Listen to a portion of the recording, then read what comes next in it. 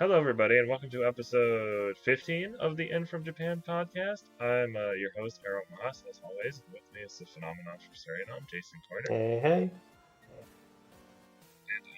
This is the podcast where we talk about the latest news on Japan-developed games and other things in relation to them. Now available on Spotify, Podbean, and YouTube. Other music services, or podcast services, music services. I mean, we kind of count as music. Spoken word. So as we always do, we're going to start with the games we've been playing lately. And I'm guessing we've both been playing more Animal Crossing now that the egg event is finally over. Actually, I've been playing less Animal Crossing, which is weird. Me too. I mean, it's probably the general drop-off in games that happens. We're in week 4, I think, of Animal Crossing. And the eggs probably just kind of did not help. I mean, I didn't mind the eggs. I was pretty fine with Zipper having his event. I wasn't as... How dare you? The eggs being around, kind of fun. Like you were fishing for something and you were expecting a big thing or a big fish, and then you get an egg out of it. It was amusing, to say the least. Kind of miss it. Yeah, maybe the first 2 or 3 times, but eventually it's not. But I have a theory about that. I think it's because people are kind of min-maxing Animal Crossing, like trying to its maximum effect and not enjoying it for what it's supposed to be, like a brief period of gaming, and not like... Yeah, I'm kind of the people who are like, oh, I need to make all the egg furniture or all of this or all of that. I'm like, no, I don't want to collect everything in the game. Well, there was also some incentive towards that, because Zipper said if you make all the DIY recipes, he gives you a toy of... Yeah, exactly. And that's just narcissistic. Oh, did you see the thing where it's like, I was reading something, somebody tweeted it, so in Pocket Camp, I guess it's suggested that Zipper is a sentient pile of eggs, and that's why you're collecting the eggs. That's not frightening at all. So I was like, okay. I mean, besides that, Zipper already gives off serial killer vibes, so having that on top of it, is scary. I meant to pick up Dragon Quest VIII again, but I just haven't because of Final Fantasy VII Remake, which will be our main topic, so we'll talk about that later. Mm-hmm. But I'm gonna start playing Dragon Quest VIII again so I can finish it. Like, I've kind of been wanting to play a lot of just... Well, after I play an action-based game, it usually makes me want to play a turn-based game after that. And, like, I was gonna play Yu-Gi-Oh!, but the lag on the Switch version is just so bad. Well, you have a fancy gaming so bad PC, now. So... Well, I don't want to but I don't want to re-download Yu-Gi-Oh! On a different platform if I already have it. I'm hoping they patch it, but who knows. But yeah, I want to like finish Dragon Quest VIII, play Chrono Trigger, which I have. Yeah. You're in for a good time. Well, I got Final Fantasy 13 yesterday. Let me guess. Natalie inspired you to get it? Her and our buddy Michael Hyam, and he was inspired by Natalie, so... And my friend Jeff. Yeah. I'm curious, have you any familiarity with Final Fantasy 13? I watched my friend Jeff, my former college roommate, I watched him play it a little bit, and I was always like, why do people say this game is bad? This game looks awesome. Graphics-wise, it does look awesome. And I know it's gameplay and stuff, but no, gameplay is also awesome, I think. No, I know, but I know that's kind of what's divisive about it. It's like certain linearity aspects, even though there's a whole thing with that, and Final Fantasy VII Remake actually being more linear than that, and there's this whole discussion going on about that. We'll talk about that later. We'll save that for later. Okay. I just meant like I've been wanting to play like more of the classic JRPGs because I didn't grow up with them because I'd pick up. You're not. I was one of those kids where You can. I'd look at the cover and I'd be like, oh yeah, this looks funny. You can just say you're not as old as me or some of our peers. No, it's not that. It's not that. It's the fact that I would like pick up like I had Legend of Dragoon and I barely played it. You know what I played instead? What? The Beyblade fighting game. Wow. For PS1. You made some choices. Yeah. Not great. And then like I would get games if the cover looked cool. But then I like wouldn't finish them, and I mean that's still a problem now. But it's for different reasons. It's not just that I can't beat them; it's that I like move on to something else. I mean, it's pretty on par for our generation or gaming in general nowadays. You kind of want to keep up with like Joneses and see what's hot. And yeah, because I missed the boat. Somehow I missed the boat on Rogue Galaxy, which is totally my thing. Yeah. Missed the boat on Dragon Quest VIII really hard, even though it was like hitting me in the face several times. Well, I have a good excuse. I didn't have a PS2 at the time. Yeah. And then like Chrono Trigger is more of a recent thing because I never had like a Super Nintendo or anything like that. You didn't play it on DS or PS1? No. Oh, okay. No. Chrono Trigger had it had like a PS1 remake too? Yeah, with added cutscenes. I don't think there was voice acting, and then it made its way to DS. The only RPG I remember playing on PS1 was like Digimon World, the first one. And that game is not great. People have a lot of nostalgia for it, but it's really not that good. I mean, which is why I didn't like Next Order so much because it was just that, but with 2 Digimon, and I was like, this is not fun. Fun. Did you play Cyber Sleuth? It's good for big fans of Digimon World. Yeah, you did play the first Digimon World. Yeah. Yeah, no, Cyber Sleuth is great. There are some problems, and Hacker's Memory wasn't really a fully. Yeah, it wasn't really the fully fledged sequel I wanted, but I was happy that it had, they added new Digimon. They added the weird domination battles, which was odd. But now it's on Switch and PC, and I'm like, okay, well that's cool. And then we're still here waiting for Digimon Survive and whatever the next Digimon story game is, which is currently in development. Speaking of which, if we're moving on, we're gonna move on to the next section if you're okay with that. Cool with it. Which is, we're not really doing the In From Japan J list for the foreseeable future. Because we want to make it its own thing. Yeah, we kind of want to spin it off into its own thing. But also, just speaking of Digimon, I've been watching the reboot of Digimon Adventure. It's about 2 episodes in, and the pace is really fast, and it's like, what they did, like, they introduced a certain character in the 2nd episode already, and it's like they're basically doing our war game, the movie, the second Digimon, yeah, basically the Digimon the movie, the second part of Digimon the movie. They're basically redoing that. So they introduced a certain Digimon much earlier on, but I'm curious to see how the story progresses, because there might be they might have different conditions. Like, it might be the rest of the series is them struggling to get that to happen again. Or there's also a thing, people were looking at like the character descriptions on the official website, and it said something about a time loop, or like hinted at something about a time loop. Yeah.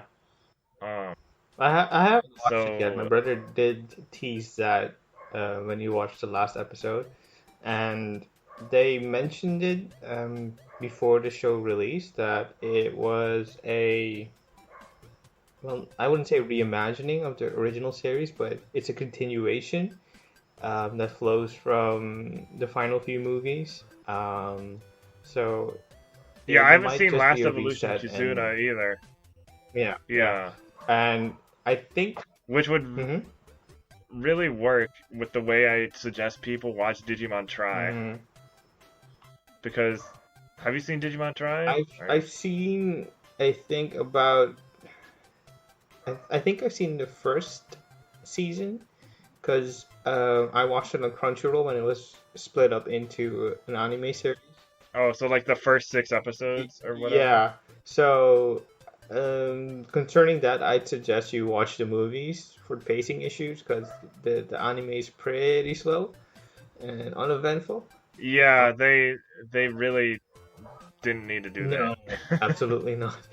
So yeah, do that. And I'm thinking the pacing of the new show is pretty high because they already have so much backstory to lean on that they can just cherry pick Yeah, the but main it's just so fast that it's really surprising people. They're like, this is way too fast because this happens already and this happens. I'm like, I think they're trying to do something a lot different. So I'm really curious to see how it plays out. It's not the first remake that's trying to reimagine things that we've encountered Yeah. these few months.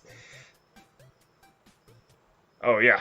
Um, so the recommended reading, watching, and listening Yeah. list, which we take the news stories from, and I never really have an explanation Well, for this, so I kind anything of that wanted pops to. out, Not news and stories. Anything that pops out from the past week yeah, that's we think is interesting content that you should read, watch, or listen and it's to. not So we have necessarily a news story. It's more a long form. no, not news story, more feature, Yeah, long yeah, form type stuff, op-ed stuff like yeah.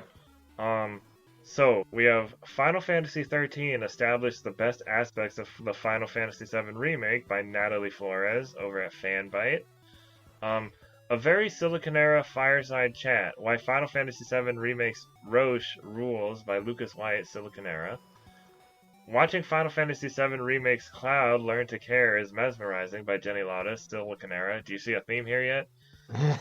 Um, Albert Weskerd's COVID-19 tips will help you flatten the curve by Lucas White, Siliconera. I just thought that was really Of all the funny. people. Yeah, exactly. Zipper trolled Animal Crossing fans in the end by Sure, Patricia yeah. Hernandez, Polygon. I don't know why I have such a problem with that. Yes, Resident Evil 4 is pretty dated these days by Kat Bailey, US Gamer.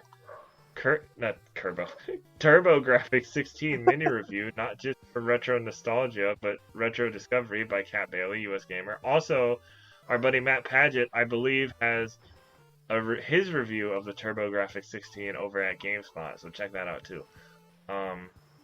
Because he said he was like in a way taking the reins from Peter Brown, Yeah. who has moved on from GameSpot to work for Sony.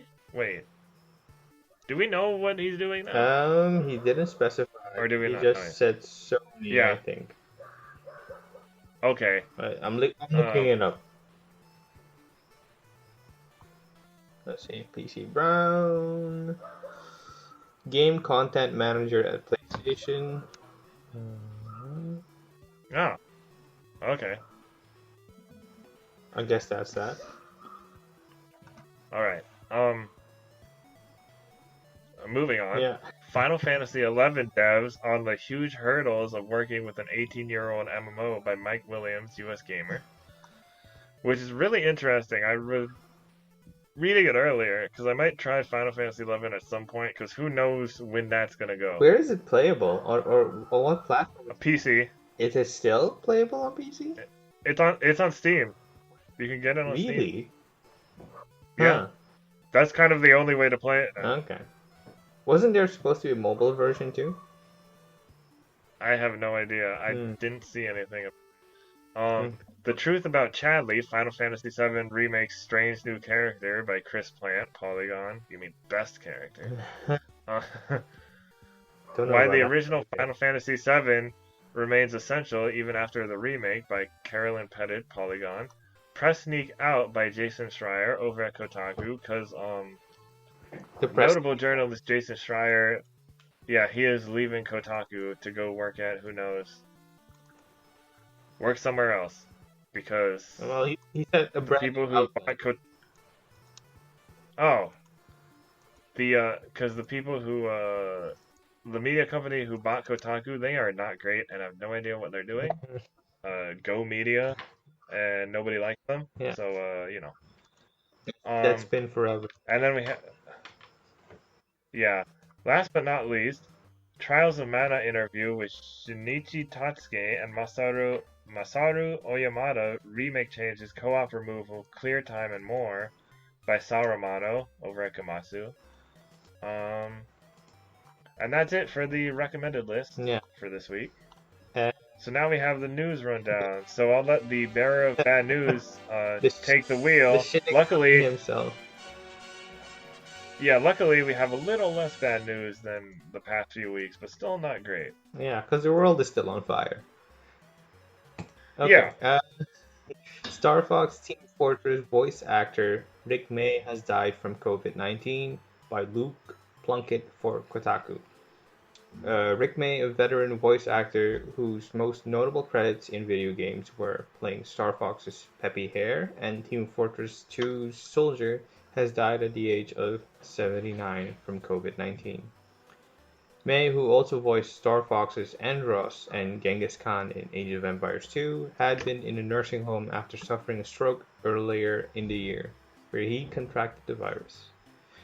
An art school where he had been teaching announced the news, adding that he was then moved to Swedish hospital where he received care before he passed on.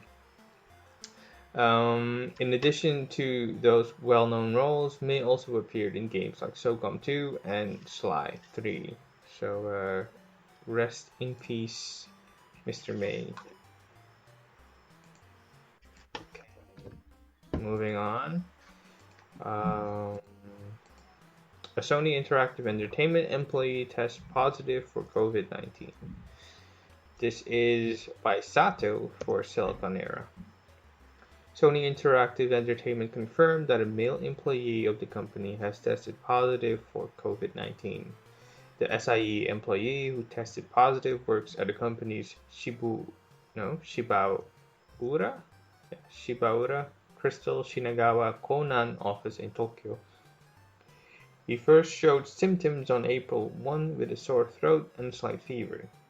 After receiving medical treatment at home, as suggested by a doctor, his conditions didn't improve and he took a PCR test on April 9th, which tested positive for the virus on April 11th. Sony says it has been rigorously following public health guidelines and that there haven't been any further signs of possible COVID-19 infections at the moment. The company says preventive measures have been in place since the end of January to prioritize the health and well-being of its employees. This includes properly practiced hand hygiene, an overseas travel ban, and recommending commute during off hours.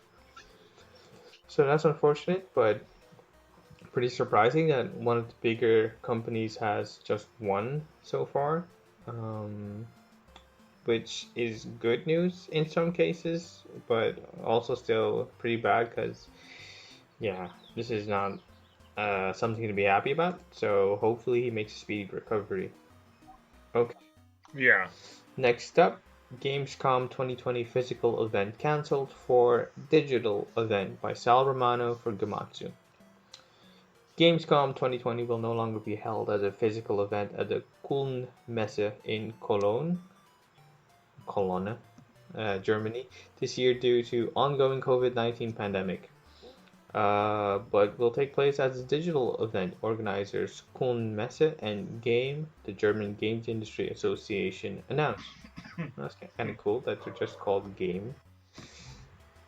Jeff Kiley also confirmed that this year's Gamescom Opening Night Live show will now be an all-digital event streamed live on August 24th.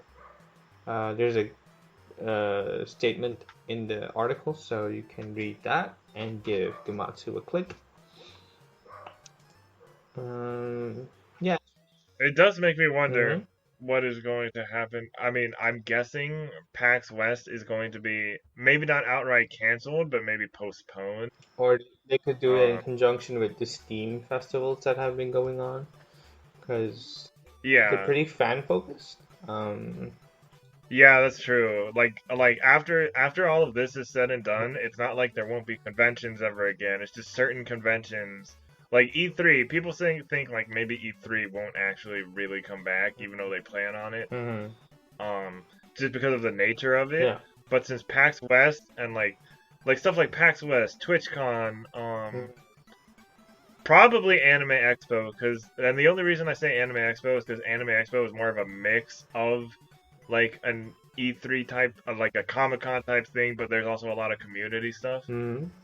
Um, so and that hasn't been canceled yet either. That's really Yeah. surprising to me. But yeah. So I think certain things are gonna come back, but other ones they might have to rethink how they do things. Yeah, that's true. It's sad, but at least there's still a digital event coming, so keep your eyes peeled for that. Yeah, I'm sure Jeff Keighley, because he's on the board for that opening night. Mm. Oh, he does that opening night live stuff, so I'm sure he has like some big cool stuff planned. Yeah, so keep your eyes peeled for the next coming weeks. Okay. Kingdom Hearts Final Fantasy Yakuza 0 voice actor Keiji Fujiwara has died. The popular voice actor was 50. I don't like. Okay, I have a question. Yeah. Why do they put? Why do they not? Why do like these articles say died instead of passed away? I think it's a much more saying passed away is a much more like formal sounding. Mm, Like I don't think died sounds right with the way you should be. I mean, if we're going for straight news, died is just that, the news. It's pretty flat. If you do pass away, Mm, that sounds a bit like softening the blow, and not everyone appreciates that because we all know I see. what's what, and if someone dies, they die. We don't necessarily need to be have our hand held during that time. Yeah, Sometimes giving it straight up does a lot more, I'm guessing. Um, I mean, we could always ask the news editor, like, okay, why did you phrase it like that? But I'm guessing it's, as a news item, it's pretty matter of factly. Um, yeah, no need to spin it yeah. in any way or shape or form. He had a lot of notable roles. Yeah. This Uh, is by Eric Van Allen for US Gamer. Keiji Fujiwara, a notable voice actor in dozens of anime and games over the years, has died. His talent agency announced via Oricon that Fujiwara died at age 55 from cancer on Sunday, April 12th. Born in Tokyo on October 5th, 1964, Fujiwara was well known for his roles in both anime and games, playing several beloved characters over the years. On the game side, Fujiwara voiced several RPG mainstays like Axel from Kingdom Hearts, Nishitani in Yakuza 0, and more recently Reno in Final Fantasy VII Remake. In anime, Fujiwara was the voice of Maze Hughes in both the original Fullmetal Alchemist and Brotherhood, as well as Leoreo in Hunter x Hunter, Holland in Eureka 7, oh man that hurts, and Hiroshi Nohara in Crayon Shinchan. Fujiwara. he was also Mhm. he was also villains in two more recent Sentai series. Also in Final Fantasy 15, where he voiced Arden Izunia. Arden, yeah. Yeah, Fujiwara also did dubbing work, most notably dubbing Robert Downey Jr. as Tony Stark in Marvel movies. Oh Oh, wow. yeah, I mean, it's so sad. And So I he's definitely enjoyed it. very Yeah, prolific. very prolific. I I don't know if I've heard because most of these, I've heard the English Hmm. voices of most of these. Yeah. Um, I've probably heard Axel in Japanese. I've heard Mace Hughes in Fullmetal Alchemist, Leo Rio in Hunter x Hunter, Holland in Eureka. Yeah, Leorio too. Yeah. I think that's it. Yeah. And yeah, so sad. Yeah, it's nice that the one thing is that, and it's more of a sign of the Hmm. times, and it's, because cancer sucks. Yeah. But it at least it didn't. I'm like kind of relieved it didn't say COVID because it's like, do you know what I mean? I mean, it's still something he died from. It's So no, I know, in but the end, like just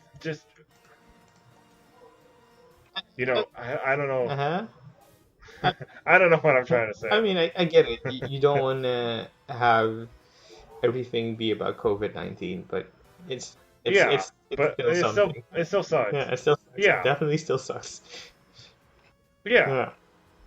Yeah. Uh, I'm not saying it doesn't. I'm just saying like, you know, no, you already put it. I understand. Okay. Anyways, moving on to other news that isn't bad. At least, hopefully you don't think it's bad. I don't think anybody would think any of this is bad, but whatever. Maybe if you hate fun.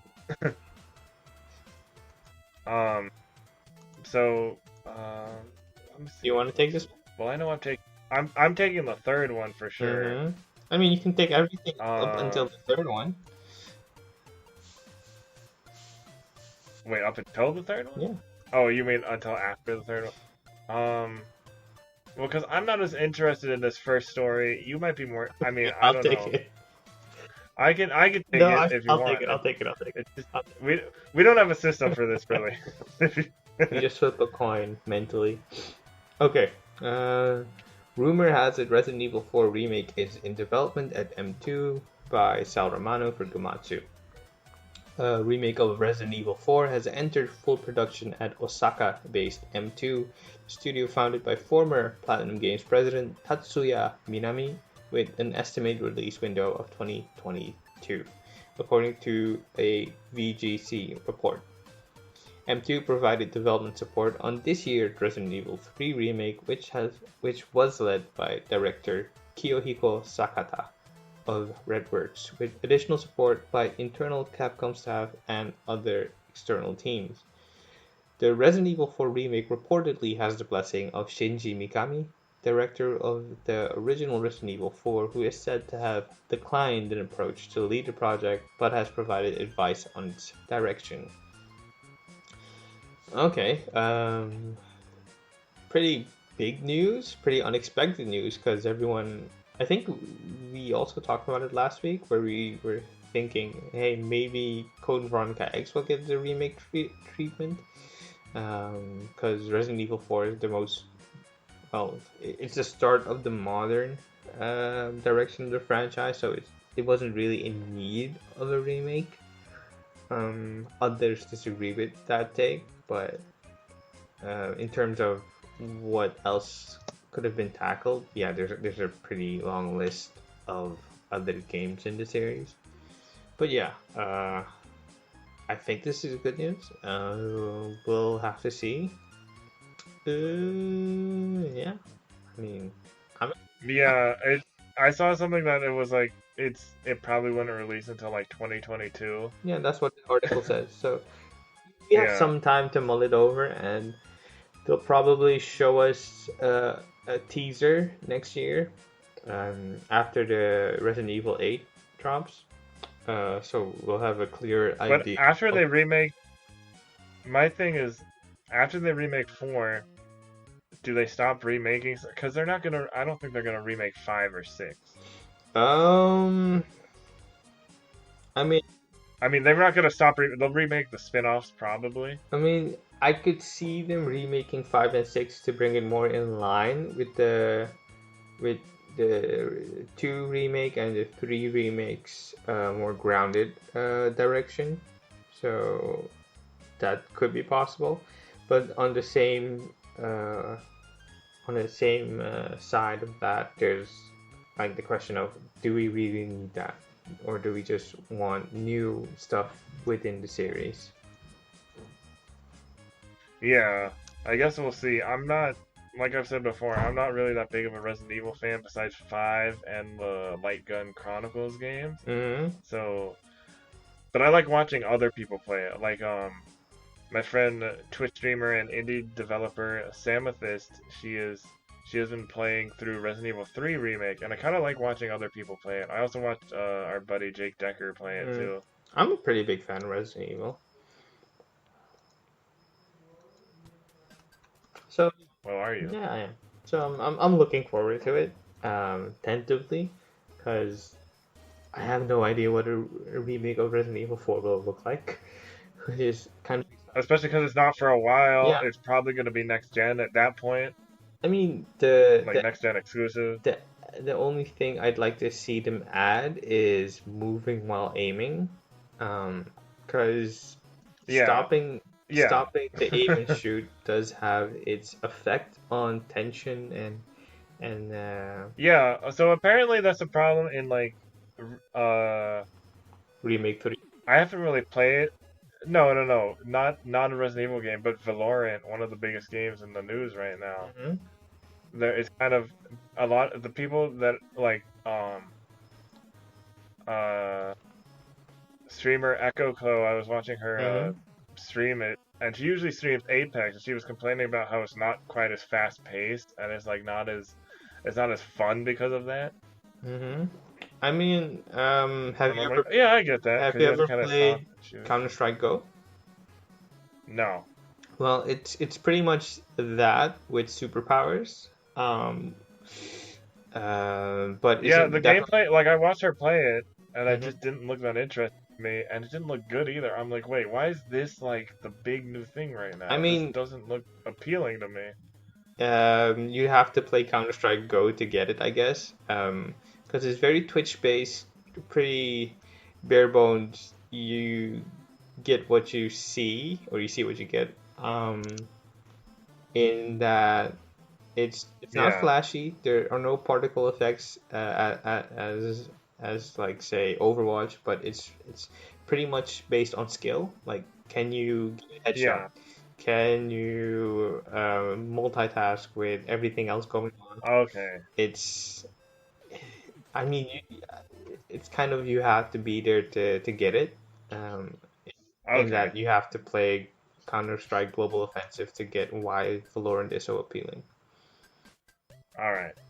I mean, Um, it having superpowers is what should attract the casual crowd, I guess. I guess And so. it Anyways, being a very flat rendition is probably what should attract Counter-Strike players. yeah. Anyways, moving on to the next story. Hopefully, Resident Evil 4 remake has moving and shooting implemented. Um, introducing a new so the ESRB introducing a new interactive element. In-game purchases includes random items. So they will on their ratings they will put it under the this comes from the ESRB Hmm.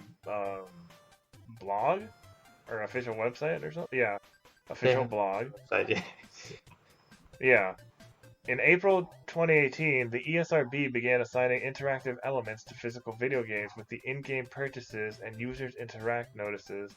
The in-game purchases interactive element informs parents and other consumers of when a game offers the ability to purchase additional items without leaving the game. Mm. To provide even greater transparency about the nature of in-game items available for purchase, the ESRB will now begin assigning a new interactive element. In-game purchases includes random items. What does this new notice mean? This new interactive element, in-game purchases include random items, will be assigned to any game that contains in-game offers to purchase digital goods or premiums with real-world currency or with virtual coins or other forms of in-game currency that can be purchased with real-world currency, Hmm. for which the player doesn't know prior to purchase the specific digital goods or premiums they will be receiving, e.g. loot boxes, item packs, mystery awards. In-game purchases includes random items will be assigned to all games that include purchases with any randomized elements, including loot boxes, gacha games, item or card packs, prize wheels, treasure chests, and more.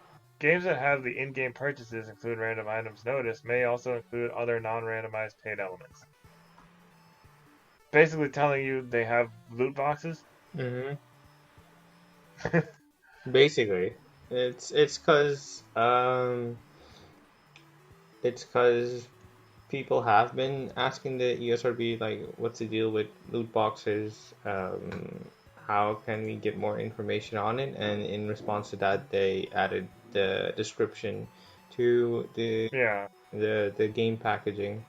So overall, that's a good thing, I'd say, because yeah, more information is needed, and especially when it comes to um, loot boxes, there's not that much information that parents can glean into. They're pretty in the unknown when it comes to that, so I'd say it's a good step forward. It's not all they could do, but it's a good step forward. Yeah. Um, it's something is better than nothing, you know. Mm. Don't leave people in the dark about it. You know, us, we don't really have to worry about loot boxes or anything because we don't have. At least I don't think we have any kids. We So don't far have. so good. So Yeah, and we're not like I don't. Uh, I mean, I guess for Japanese games there are gotcha elements, but I don't really play any games that have that. yeah. Um, Moving on to the next story, which I think is one of the most fascinating stories of the past week, Hmm. just because of who I am. Yeah. Fans think Nintendo originally planned.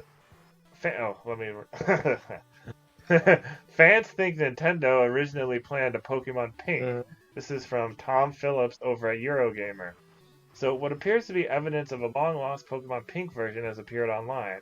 Fans think Pokemon Pink was originally planned for launch on Game Boy alongside the Pikachu fronted Pokemon Yellow, itself a follow up to the series' original set of games. Evidence of its existence was leaked via 4chan over the weekend and subsequently analyzed by respective Pokemon historian Dr. Lava. You should all follow him on Twitter and follow his Lava Cut content website. Um, Somewhat surprisingly, all evidence points to this being legit. Mention of Pokemon Pink can be found in ancient source code for Pokemon Yellow, which also includes apparent test audio for more anime voices to be implemented. In the end, only Pikachu's voice was included. How has this all turned up now? Well, this data apparently comes from a major hack of Nintendo servers, the same breach which previously exposed early versions of other Pokemon games, such as the beta version of Pokemon Gold and Silver, with numerous creatures that never saw the light of day.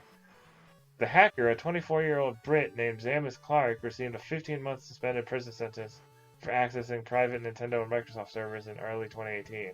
But years later, data obtained in the hack is still trickling into the public domain after Clark shared it with others, some via online intermediate named Ganix, who was interviewed here by Dr. Lava on their role in it all. It's understood that more details are out there, passed around privately, though the threat of legal action for making it public looms. I don't get Hmm. What did you get? why does Nintendo want to keep this stuff so secret? Like, Um, we're interested in your development. It's an old game. yeah, but it was acquired by illegal means. Okay, no, I get that, but then why not just release the information yourself officially? Is it necessary? It's okay. Look, as a big per, person, what's it called? As a big Something of fan? and a big fan of a big enthusiast for video game preservation. Hmm. I think we should like developers should be more open to telling us about like plans for older games that didn't happen. Because if they didn't happen, maybe they're not gonna Um, happen, and it shouldn't be a um, big deal. I'm of two minds of that. We don't know what this refers to. All evidence Yes, we don't know. suggests, That's true. emphasis on suggests that it might be a separate version that was in the planning stages alongside Pokemon Yellow, Yes, but it could also be something entirely different. And why? it could be. Yeah, but still, What it could be an Orange Islands uh, sequel game yeah, based on I the don't think anime where you I don't start think on the pink fruit island that turns yeah, Pokemon pink. I'm yeah, kidding, it's not that. yeah, probably not, Um, but it's it's something only Nintendo knows, and you're right on the front that we need to preserve um, the games we have and how they were made. Preserve Because games and preserve game history yeah, because but it's ultimately fascinating and we need to know it's we learn from it's history. No, but it's fascinating for those that are fans, but you don't always need to know how the sausage is made because some things No, are kept but like once secret the for a information is reason. out there, I want to know. Yeah, but Oh that's the yeah, thing. what is Clefairy That's gonna? Is that's people the thing. knowing about a possible Clefairy version of Pokemon gonna end the world or No, something? but that's the thing. You want to know it, but Nintendo doesn't want to share it. So that's the Oh, I'm sure plenty of fans want to know it. yeah, but that doesn't mean it will be released or should Fans, be released. developers. I'm No, but I, I think I'm it of means the it should be released. no, I'm I don't know if it will. I think the information should. no, I'm of the mind that some trade secrets should be kept secret. If this is your secret sauce, it's your secret Okay, maybe recipe. certain things, but not this. It's I mean I don't it's kept think secret. I mean it's if it was a possible version that didn't happen, I don't think it needs to be kept secret. If it was something else, but I don't know what what specifically. would it hurt if it is kept secret? Well, what if something happens to the offices of Game Freak and all the data for old games is lost, I mean and then you don't have backups it's and their you don't have that story to information tell. anymore. It's their story to tell. I don't think we should. But that's a whole problem with Game Freak and certain Japanese developers anyways. That's a different whole No, can of I worms, wouldn't but say that. It's just some things you don't want to share, and some things aren't really worth sharing, in your opinion. And that's up to the discretion of the people who own the rights or develop the games. It's totally up to them. that's true. Yeah, Clefairy might so going back to the actual Hmm. story, Clefairy may have been planned for Pokemon Pink, which is interesting because there is evidence that points to Clefairy might have been like a mascot before like the anime had done so well. It might have like especially because there's a manga from before the anime started airing where Hmm. like the main character's partner who's kind of Hmm. Ash but kind of not is a talking Clefairy. Hmm. And Well. then also with the 90s, they might have had this might have been the Pokemon Pink might have been the girl version or whatever. Because at the time in the 90s, they also had some Barbie games. There was a specific Barbie game, I believe, Hmm. that on the Game Boy part of the box, it actually crossed out the boy and put girl, or it either put Game Boy girl or it crossed out boy and put girl. I forgot which. I mean, I think it was established in the planning stages that Pikachu wasn't supposed to be the mascot for the series, and that changed once the series became popular. Um, and I Yeah, don't think that because the anime or the manga had a certain direction that was always going to be the direction for the games. I think there were no, separate directions for all those iterations in other media. So what might have been plan A for the manga wouldn't necessarily have been plan A for the video game. yeah, I think that manga is more, I believe, is more humor focused, anyways, than like Pokemon Adventures and other Yeah. stuff. Um, but there's still like any like unused monster designs, Hmm. like the history of unmade Mon games, stuff like that, just ultimately fascinates me to no end. No, I get it. Um, so I thought this was like pretty cool news, even if that's not what Pokemon Pink is. Yeah, It was, probably, maybe. but yeah, who knows? Yeah. Okay. Just a very interesting story, and hopefully we get like someday maybe we can get like a documentary on Game Freak and what goes on over there because they're known for being very secretive I mean, about things. Japanese developers overall are pretty close to the Oh chest yeah, in general, when it comes to details concerning how stuff gets made. They'll talk about yeah, certain stuff, but overall they're pretty tight-lipped, and I'm fine with it mostly. But I guess it all depends on how well known it is, how much interest there is on certain things. Because, for example, with Final Fantasy being back in the spotlight, there has been a behind the scenes series on it, and there are also several books out chronicling the development of those games. So Yeah. yeah, it's pretty rare, but it happens. Okay, All right. moving Next on to the story. next story. Nintendo Switch system update Oh, you're gonna take it? Okay. 10.00 Go ahead. is now live by Liam Doolin for Nintendo Life. The Nintendo firmware has today made a big leap from version 9.2.0 to 10.00. This new update, which is now live, comes with a number of new features. Just don't get your hopes up for folders and themes.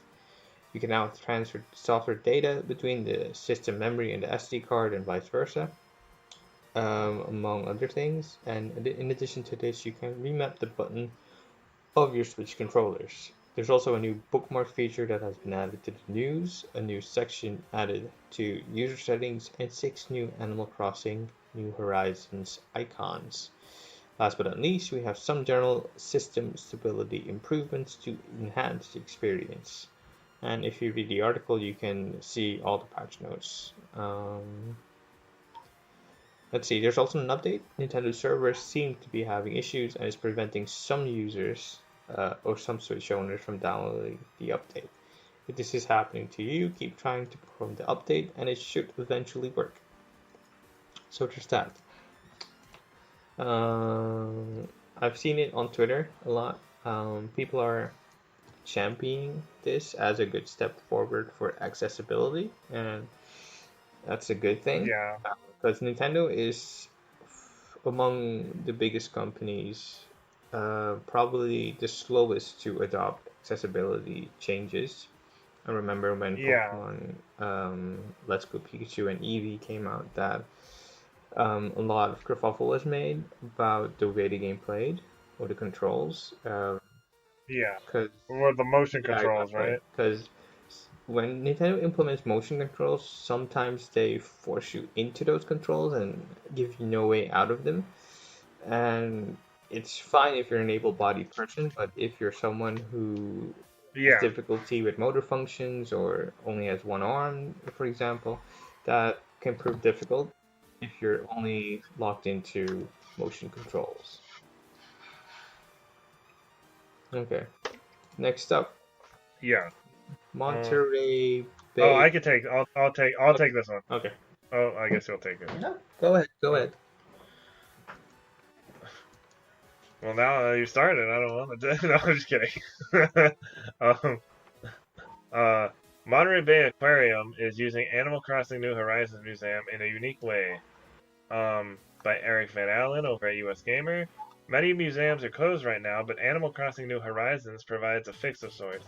Blather's Museum is one of the first major buildings unlocked over the course of New Horizons, and yesterday, some staff of the Monterey Bay Aquarium hosted a guided tour of sorts through it. The aquarium is currently closed to the public, but is still airing live streams of its facilities as the penguins are fed, which I cannot recommend enough. But staffers have also been hosting play-along sessions of Animal Crossing New Horizons. As one of the hosts of yesterday's segment notes, it's a good way for museum aficionados to get their fill. Exploring the island, fishing, and digging for fossils with knowledgeable people is already fascinating, but yesterday, two Monterey Bay staffers were joined by Emily Grassley of the Field Museum. The trio explored Blazer's museum, discussing the layout of the displays and the accuracy of the building in regards to real-life museums, all while sprinkling in some neat facts about different exhibits. Uh, Museums are rad, and in lieu of being able to explore one in real life, the stream is an absolute joy to watch as three knowledgeable people discuss genetic markers and ammonites. Ammonites. Video games have a history of providing interactive learning experiences from early edutainment games to Assassin's Creed's Discovery Tour, not to mention the educational content developed for Minecraft, which is currently available free for those with kids stuck at home right now. I just thought this was really cool. really neat thing because I was wondering about how like museums and aquariums are doing right now because obviously they rely on the public to like Yeah. go and see their exhibits. Uh, And a really good friend of mine, one of my best friends, is she has a degree in or she minored in environmental studies and she's really into like marine biology and stuff mm-hmm. like that. She actually worked at like not an Okay. aquarium, like a some kind of center for a while, some kind of marine life center. Okay. Anyways, yeah, that I thought this was fascinating, and where I live, we have a very popular zoo, Mm-hmm. so I'm wondering how that's going, if they're gonna start doing something like that, or if they've already started doing something like that. I mean, it might be a good Um, idea to suggest it to them if they don't do it already. yeah, that's true. And just like stuff like that. It's like obviously, hopefully it's temporary, and eventually we can all get back to visiting aquariums and zoos and museums and stuff. Mm-hmm. But this is a good way to Mitigate uh, that for now. a good alternative, yeah, an alternative for when you can. And then maybe we could just keep that alternative still going for the people who can. I mean, it's a good So accessibility then it's feature for people who yeah, can't exactly. walk or can't move as well as able-bodied people, or for people abroad. It might be a good thing to come visit a zoo or an aquarium like that. I mean, they could probably partner Yeah, with Google and do a street view thing, or a guided tour for these facilities, and that might be a neat thing to have. But yeah, yeah. I think it would be really. okay. Did we do this shipments article already, or are you on there? No, I'm on it.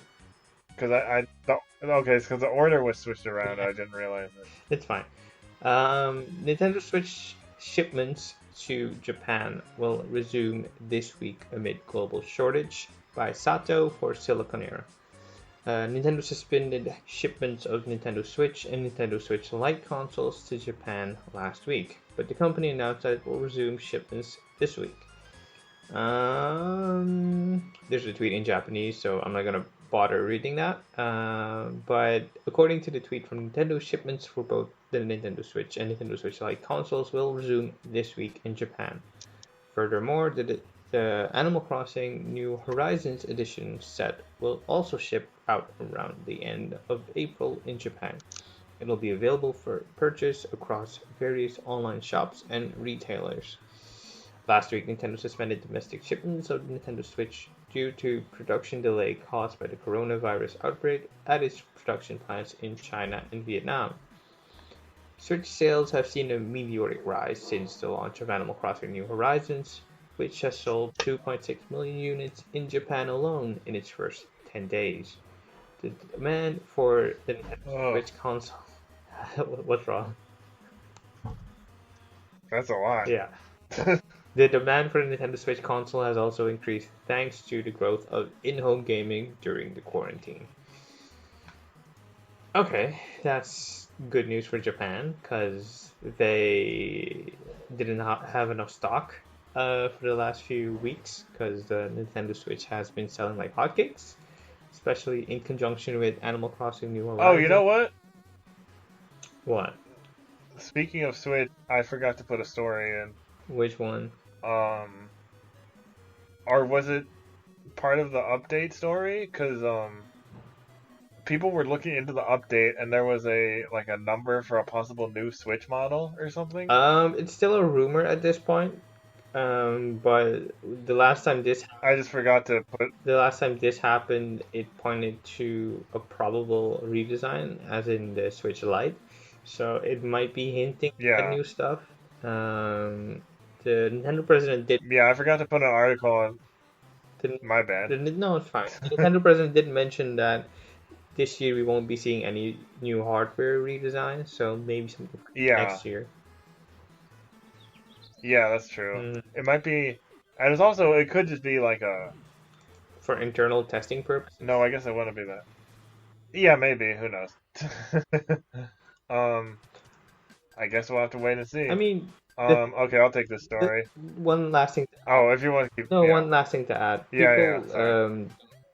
don't seem to notice, but companies or hardware manufacturers are always in development of new products. So if the PS5 comes out this year, you can bet that they're already thinking of what the PS6 should be or can be. Same with Microsoft, same with Nintendo. They're always testing out new stuff and working on new ideas. So don't think that they haven't been kicking around an idea Yeah, for a Pro edition of the Switch. yeah. And there was that weird rumor I saw where it's like, oh, maybe it'll have two screens or something, and I'm like, wait, what? Yeah, Like, I think you guys are getting a little too imaginative right now. there's probable support for two screens, and I saw Game Explain say that maybe it'll just be a dock unit, like a mini console, and that'll be the next big thing in the Switch line. Because when the Switch is docked, its performance is much better, or a little bit better than when in handheld. So maybe that's the way to get the most out of the hardware. Yeah. I'm still waiting for that, what's that one thing called? The analog? The analog Game Oh, Boy that dock the Pocket thing? 20, uh, Yeah. it will have a dock, yeah. Because that'll be so good for recording, like, footage of Game Boy Color and Game Boy Advance Okay. games. Are you taking this one? Um, yeah, I'll take this one. I had it Okay. up. Whoops. So, this is from Sao Romano of Rikamatsu, the next chapter in the Cookie Mama conspiracy saga. Um, Office Create issues statement regarding unauthorized release of Cookie Mama Cookstar. Cookie Mama series creator and intellectually uh, intellectual property Mm-hmm.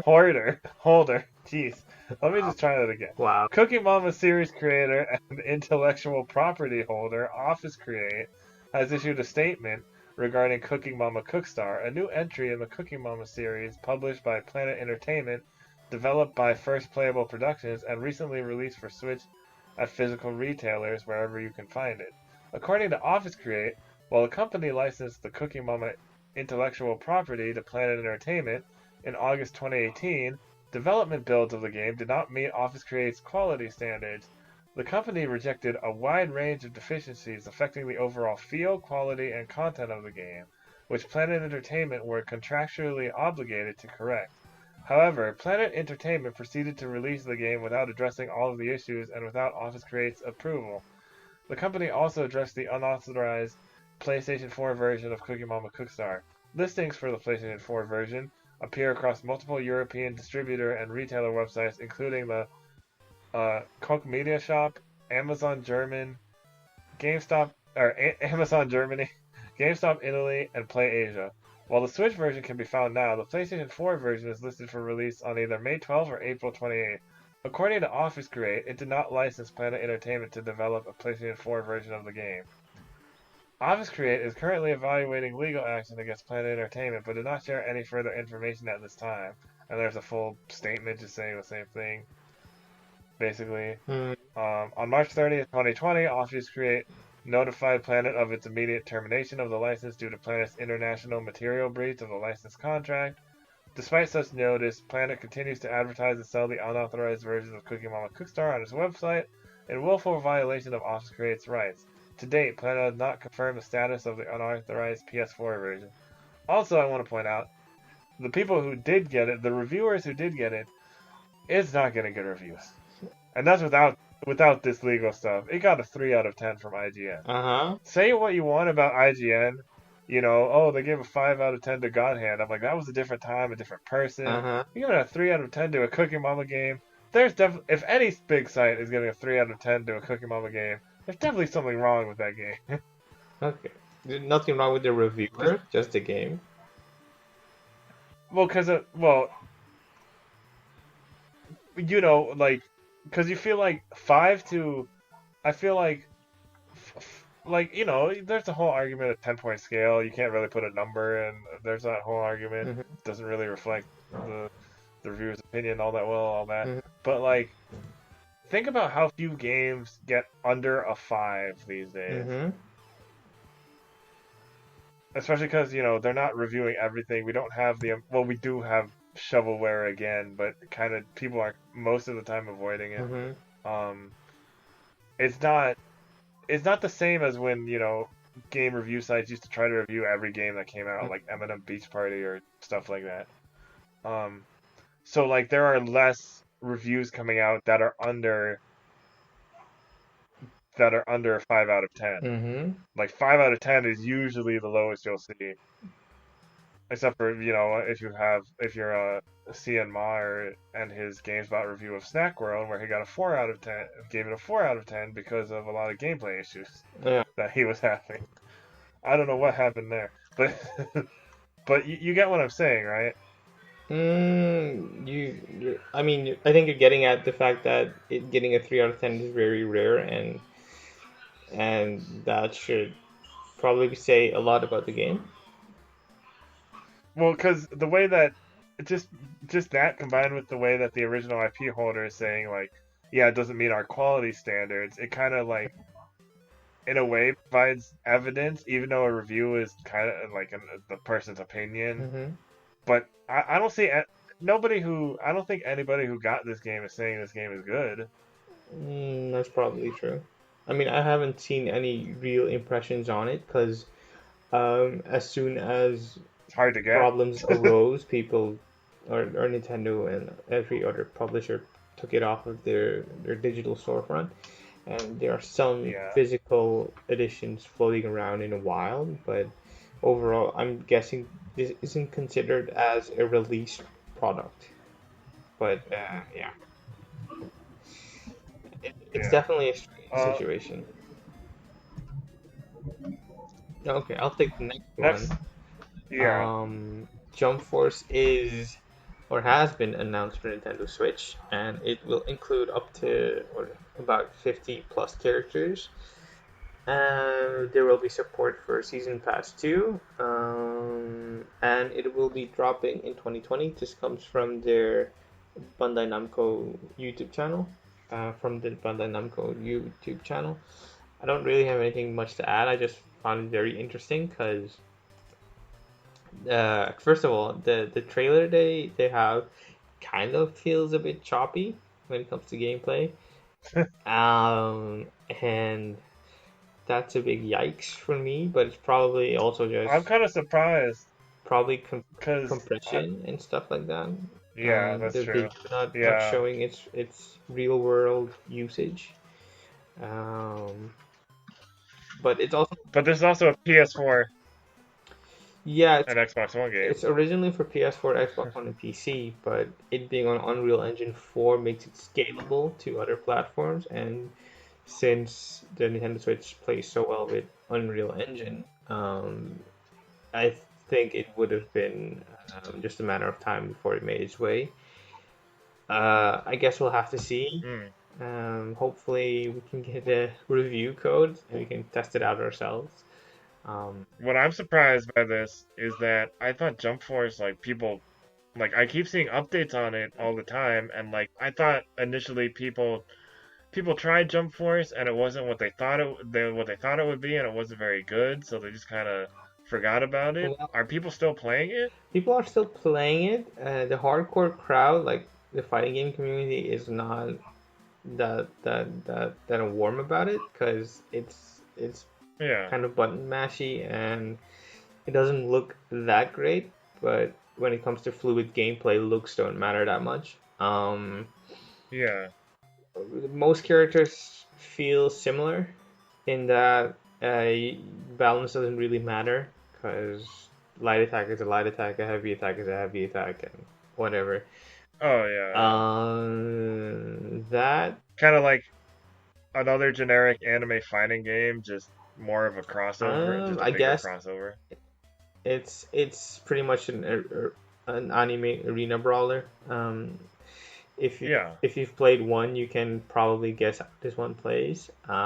It's a fun time for a few hours. Yeah, Because I'm not gonna lie. I would get it if it was really cheap, and also if I was like, this is the kind of thing I'd definitely still be playing if I was still living in like a dorm hall, because I used to play with my dorm buddies. We used to play Ultimate Ninja Storm Generations like yeah, all the but time. the thing about the Ultimate Ninja Storm games is that at least their presentation is top notch. So it feels or looks like you're playing the anime or something close to it. This is CGI action figures bumping into each other. Um, Mm, I mean, it has its charms, but yeah. excuse me, I think it would have served the game better if it was cel shaded, or Oh yeah, for cartoon sure. look, because like supernatural or metaphysical abilities don't look as good if it's straight presented in a realistic fashion. Yeah, Like that's true. seeing Luffy stretch his arms in real life would have been terrifying, but it being a cartoon, Yeah, better tell that to Netflix. yeah, fingers crossed. Um, but yeah, it's fun for what it is. It's no Tekken, it's no Street Fighter, it's no Mortal Kombat, so I don't see a pro circuit springing from this. But it's No. just you and a buddy trying to have some fun, trying to kill a few hours. It might do the job. Yeah. I should add, this is the deluxe edition, so it's the season pass, the first season pass included or first character pass included. So it'll probably be 50 to 60 bucks. So if you're looking for a sale on this, you're gonna have to wait until I think end of the year somewhere. Yeah. If you want the Switch version, you can also just get because I don't think there are any differences between. As far as I can tell, no, but this is just a trailer. We don't have Yeah. any hands-on impressions or any of the other sites covering this yet, so it's still hard to tell. Also, Shoto Todoroki from My Hero Academia was announced as a new upcoming DLC character. Yeah, so Megan Thee Stallion will probably be Um, happy with that. yeah. Um, so I'll take this next story. Cool. So, this is from Siliconera by Mercedes Cluis. Mm-hmm. Stay in and brush up on your Japanese with Level 5's Play at Home sale. In response to the recent state of emergency declaration for multiple prefectures across Japan, um, Japanese video game developer and publisher Level 5 will be offering a special Play at Home campaign for 5 Nintendo Switch titles. They will be reduced from April 17th to May 13th, 2020 via the Japanese eShop. While these are Japanese games, they could prove helpful for people learning the language due to the inclusion of furigana. One of the biggest benefits from this campaign is being able to get your hands on the Japanese version of Yokai Watch, which previously released on Nintendo 3DS worldwide. However, the Switch version is an upgraded HD remaster and includes lots of new elements for fans to enjoy. It has only been released on the Nintendo Switch in Japan. Currently, there's no news regarding a localization for the Nintendo Switch version. All of the titles in Level 5 campaign will receive steep discounts. Here are the prices. Layton's Mysterious Journey, Catriel and the Millionaire's Conspiracy, discounted to 1,500 yen, which is about 13.96 US dollars. Ni no Kuni Wrath of the White Witch. Yeah, they're all discounted for about 1,500. Well, no. These first three are discounted for about 1,500 yen, which is about 13.96, which is uh, Catriel Layton, Ni no Kuni Wrath of the White Witch, Snack World The Dungeon Crawl, and Yokai Watch 1. Mm. Yokai Watch 4 Plus Plus is discounted to 3,000 yen, which is about $28. Okay. Um, I already have Yokai Watch 1. Mm-hmm. I got it the last time it was on sale, which was like a couple weeks ago. And since I've already played it, I don't need to read Japanese. Yeah. That Ni no Kuni deal, if you've already played Ni no Kuni and don't feel like spending quite as much, that's a good deal because it's 13.96 in Japanese. Also, if you want to learn Japanese, Mm. because we have it on sale here, but it's like I want to say it's 29.99. Yeah. Yeah, it's 29.99. Um, Yokai Watch 4 Plus Plus. I thought about it. I've been thinking about getting it at some point. Okay. So I might pick it up just because, I mean, the localization was already announced, but with all this happening, and since the localization was taking a while anyway, I might as well just play it because Abdallah Smash, he has a walkthrough up on his YouTube channel, um, and he doesn't really know much Japanese, and he plays through the Japanese ones and kind of just figures it out as he goes. Mm-hmm. Um, I so I mean, might get it for that price. do you recommend that approach? Like getting the Japanese game but using a walkthrough to get through it? Or would you say, you know what, it's probably a better idea to wait until it's localized properly? Depends on several different things. Your opinion on localization, the how long you might have to wait, how big of a fan you are, how much you like the gameplay. Because Yokai Watch 4 plays a lot like the first Ni no Kuni. Mm-hmm. It doesn't play like the other Yokai Watch games. And then the Yokai Watch 3 localization, which was the last one we got in the West, it's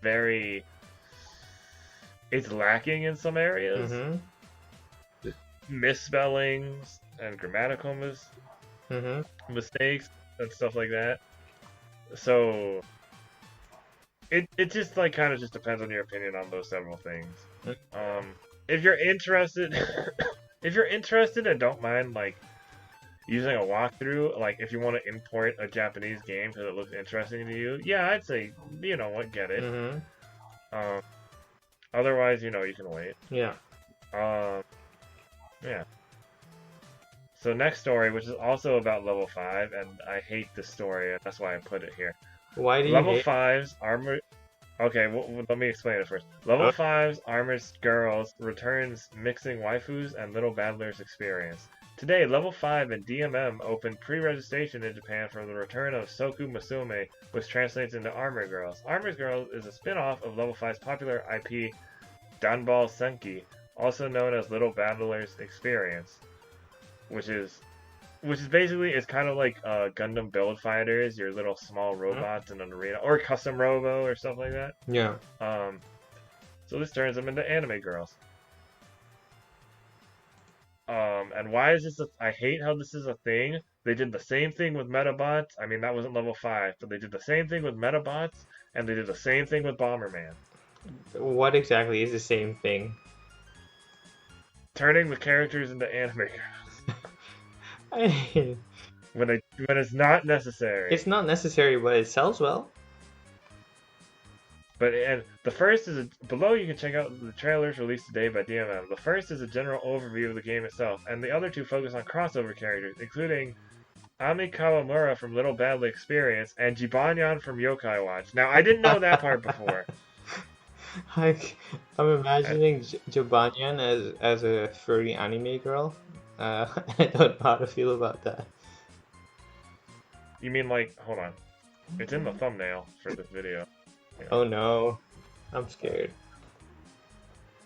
How do I?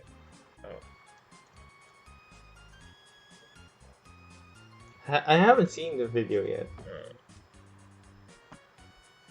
Hang on, let me.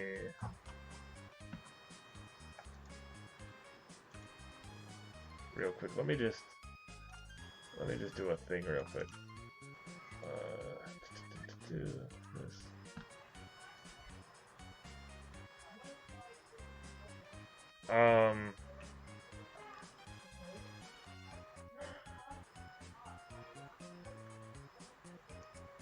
Hang on. I'm grabbing it right now. Okay.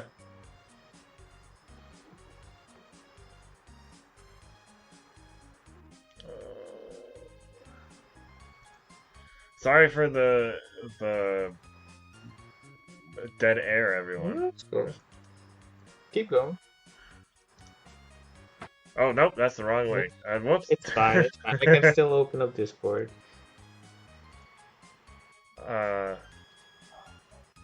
Oh, you know what? That's what I have to do. No, I took a screenshot of the thumbnail real quick. Okay.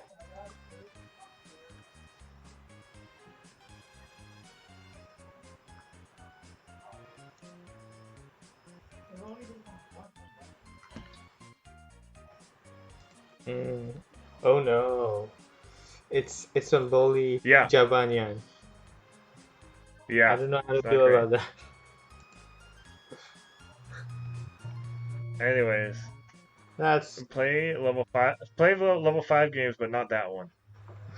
I mean, who are we to say what your taste in games should be? It shouldn't be that. Okay, I'll let you do this one to recover. Okay, the Steam Game. Oh wait, hold on. I'm trying to see what the other. Okay, the Steam Game Festival will fill the void of E3 2020 this summer with limited time demos. This is from Eric Van Allen, a US gamer, once again. And the reason I put this is because so the Steam Game Festival is set to run June 9th through the 14th. Um, and hold on. Hmm. This is just me talking, vamping. I'm kind of tempted to do the 15 sessions in straight Dutch, but I don't know how much I'm going to turn off the listeners to this. I mean, I think they'd be okay with it. Probably have some Dutch listeners. I mean, I still do. Who knows? I mean, Okay, I could talk Dutch. what Yeah. listeners? I was saying I could be vamping in Dutch, like the other language I know, and I was wondering what kind of effect that would have on the listeners. But I just thought, hey, maybe we do have some Dutch listeners. Who knows? Oh God, he's speaking in tongue. I'm not possessed. I'm not speaking in tongue. Don't. What I was saying Mm. was, Why the Steam Game Festival was great. right. So June 9th through June 13th, featuring limited time. So there was one. The Game Festival started in December 2019 as an online event that coincided with annual Game Awards, featuring limited time demos of many anticipated games, including System Shock Remake and Eastward. The festival ran for a limited time before the demos were disabled. Basically, a show floor experience with a lot of demos, but no lines and all online. And then it missed out on GDC 20, and then they did another one, and then the summer edition is filling the void of E3 2020. And so, industry producer and creator Jeff Keighley, this is the key thing here, said on Twitter that today's announcement is the first preview of what's coming together as a way to celebrate games this summer. He also says that the festival will expand to more platforms.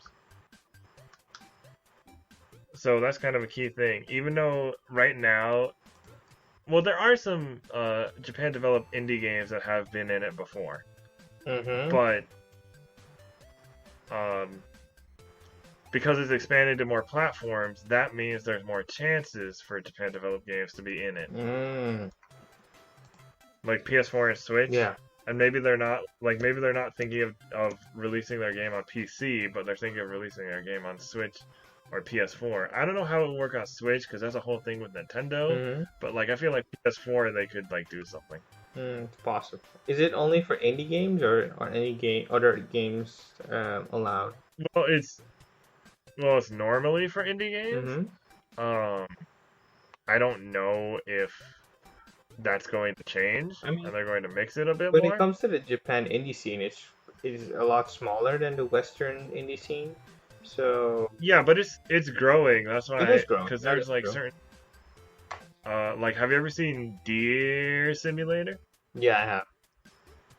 Yeah, so like that stuff like that. Or what is it called? Orange Blood? I think it's called Orange Blood. Don't know that one. It's like a 90s hip hop inspired RPG, No, that's a really inspiring. turn-based RPG. Yeah, Yeah, I'll send you a link to it later. cool. I think it's Orange Blood. Um, Okay, I'll take the next one then.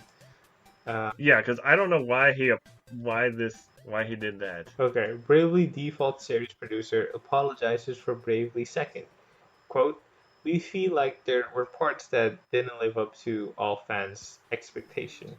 By Nadia Oxford for US Gamer. The recent issue of Weekly Famitsu magazine features an interview where Bravely Default series producer Tomoya Asano does a surprising thing. He apologizes for 2015's Bravely Second and Layer. First of all, please allow me to apologize about Bravely Second, he goes on. Despite receiving a lot of expectations for Bravely Second, we feel like there were parts that didn't live up to all fans' expectations, Asano says. The introspection from Bravely Second has taken a deep, strong root in production for all titles being worked on by our teams right now. Our team. Are they multiple teams or just one team? Anyway, I have no idea. the interview, which was translated by Japanese Nintendo with help from Black Kite, contains another interesting tidbit about the Bravely games. One reason Asano moved on to making Octopath Traveler for the Switch is because he believed that future expansions of the Bravely series would be difficult. Excuse me. It goes on about the mobile version and other stuff, but yeah, you can read more about that. Wait, there's one more bit. Let's see. Square Enix producer Masashi Takahashi, who joined the Bravely team after Bravely Second, says Bravely Default 2 returns to the series' original intentions. We decided to renew the world setting and appearing characters in order to make even more users who will touch the Bravely series for the first time able to enjoy it for 100%. That's an odd translation. When The first time able. Yeah, it is an odd translation. yeah, when this news came out, I saw a bunch of Bravely fans just being like, "Why is he apologizing for this? I didn't think it was that bad. Like, I like that game. I don't understand." And then some other people were like, "Yeah, that game was bad." I was Uh, like, "I don't." it's probably because the Bravely Second is kind of like where the series stopped, and interest for it kind of waned after that. Mm. Um, so yeah, I guess that's why. I mean, I just didn't know it was like so despised enough. It was like despised enough that he felt like he had to apologize for it. maybe in Japan, not in the West, I think. Yeah, yeah, maybe in Japan and not in the Yeah, West. because Um, it was the weekly Famitsu column, so I'm guessing yeah, that's this is true. probably aimed at Japanese readers. Or it's definitely aimed at Yeah. Japanese readers because it was in Japanese. But yeah, he goes on further. We thought what title would be good in order to convey that it's a story. Okay, now I'm just gonna stop there because the Google translation is not ideal. Uh, Yeah. so We're gonna we gotta speed through these next stories too. we'll just say he Uh apologizes for Bravely Second. Okay, next. yeah, play the Bravely Default 2 demo on Switch. I don't know. Next up, I'll take the next couple news stories until probably until the last one since you put the last one on here anyway. Okay. Um, uh dive back into Final Fantasy XIV for 192 hours with the free login campaign. This is from Kazuma Hashimoto over at Siliconera. Final Fantasy XIV is having another free login campaign. This time, returning players will have up to 192 hours of free playtime by simply logging back into the game. Once you log in, however, the timer begins, and once that timer runs out, you won't be able to access the game without a subscription. This campaign starts today and ends on May 17, 2020. There have been previous instances of Final Fantasy XIV hosting these free login campaign events. This is the longest free login campaign, however, with the time totaling up to 8 days of free game time. However, this campaign is only eligible for accounts that have not been accessed for over 30 days. So if you're looking to dive back into Final Fantasy XIV, now is your chance.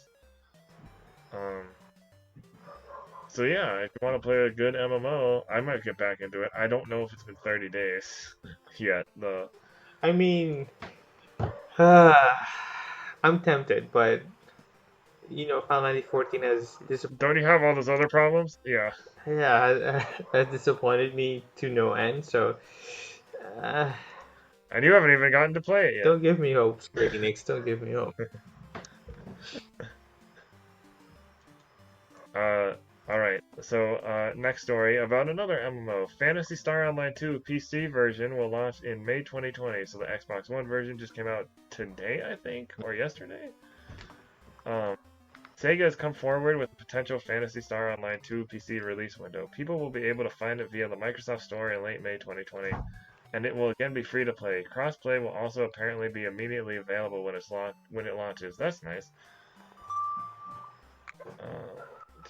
PC version. As for the Xbox One version, it appears official service is about to begin. It might even start on April 15, 2020. An in-game notice confirmed the service would begin after the April 14, 2020 maintenance ended. Early in the morning today, the official Twitter account said people should look for more information tomorrow, suggesting a full announcement could arrive on April 15th or 16th. So I think it's up now for Xbox One. Pretty sure. I will be playing the PC version when it comes out in May. I wish they put a day on it, but hopefully it's not the 29th. Well, actually, I don't even know if I'm getting Xenoblade on the 29th since I'm getting it physical, so who knows. Yeah. Hopefully it doesn't conflict with another big thing in May, is what I'm saying. Do you have anything else in May you're looking forward to? A Xenoblade? There's probably some other stuff that I'm not thinking of right now. I mean, MMOs are pretty big time sink, and RPGs are also big Yeah, time that sink, too. So yeah. Good luck. Yeah. But like with Phantasy Star Online, it's not like I feel it's a thing of you don't really finish MMOs though. I mean, you can max out and stuff, but it keeps going.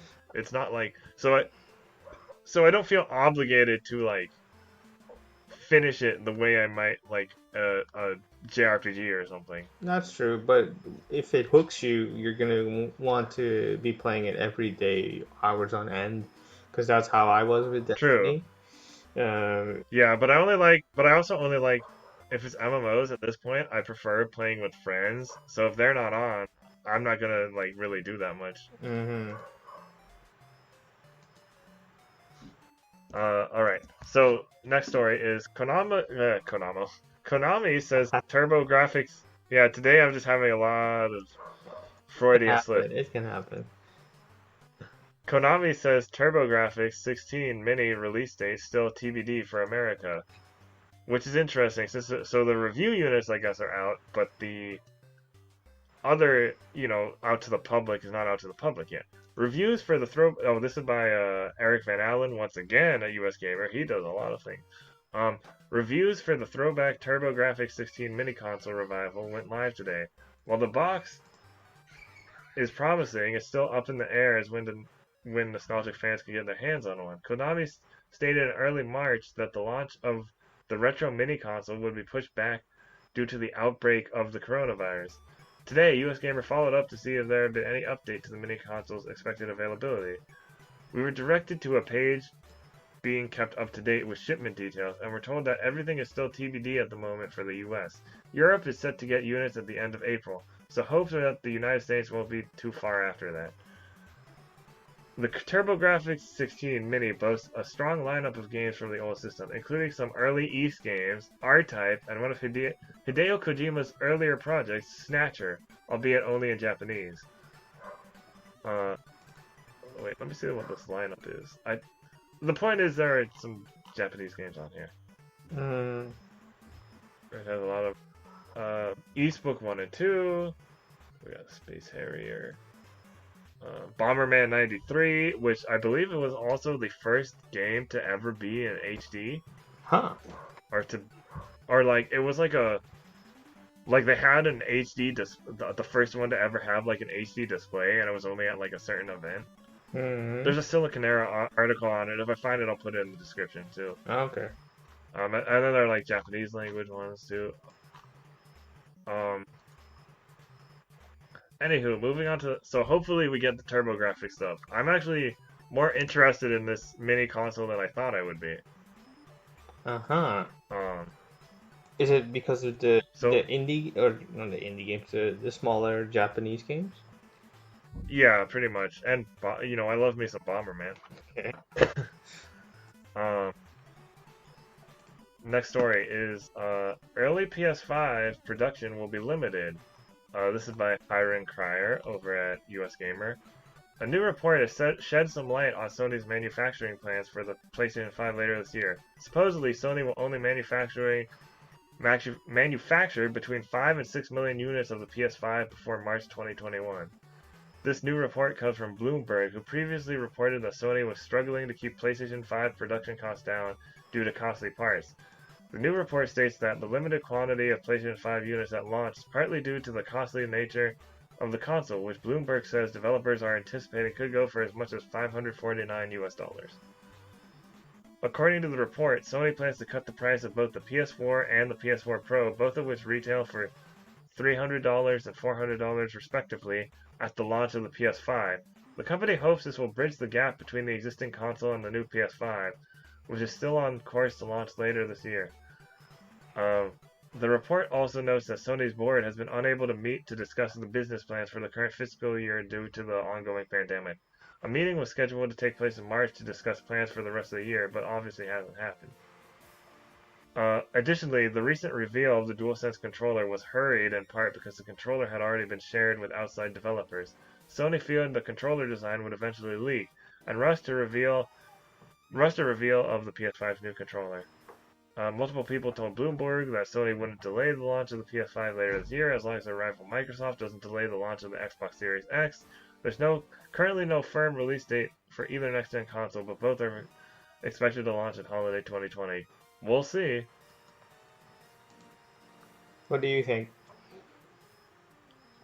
We'll see. With this whole thing, I'm just playing it by ear at this point. Yeah. Like, I got a bunch of other games to play. I'm not gonna get a PS5 or Xbox Series X at launch anyway. And who knows where everything in the world is at by then. Also, who knows if it gets delayed. I mean, I'll probably pre-order the PS5, but there's also going to be a ban on luxury products coming soon. Yeah. So that's going to be interesting. I mean... Also, I don't think you should be getting a launch console. I mean, the PS4 I had was a launch console. And that's certainly... And now it's dead. It's dead. But it gave me years of gaming enjoyment. So I'm not that bothered by getting a launch edition console. But yeah, we'll see. All right. Yeah, we'll see. You gotta play it by ear at this point. Yeah. This next article is all you too. So Famitsu sales for the week of 6th of April till the 12th of April by Sal Romano for Gamatsu.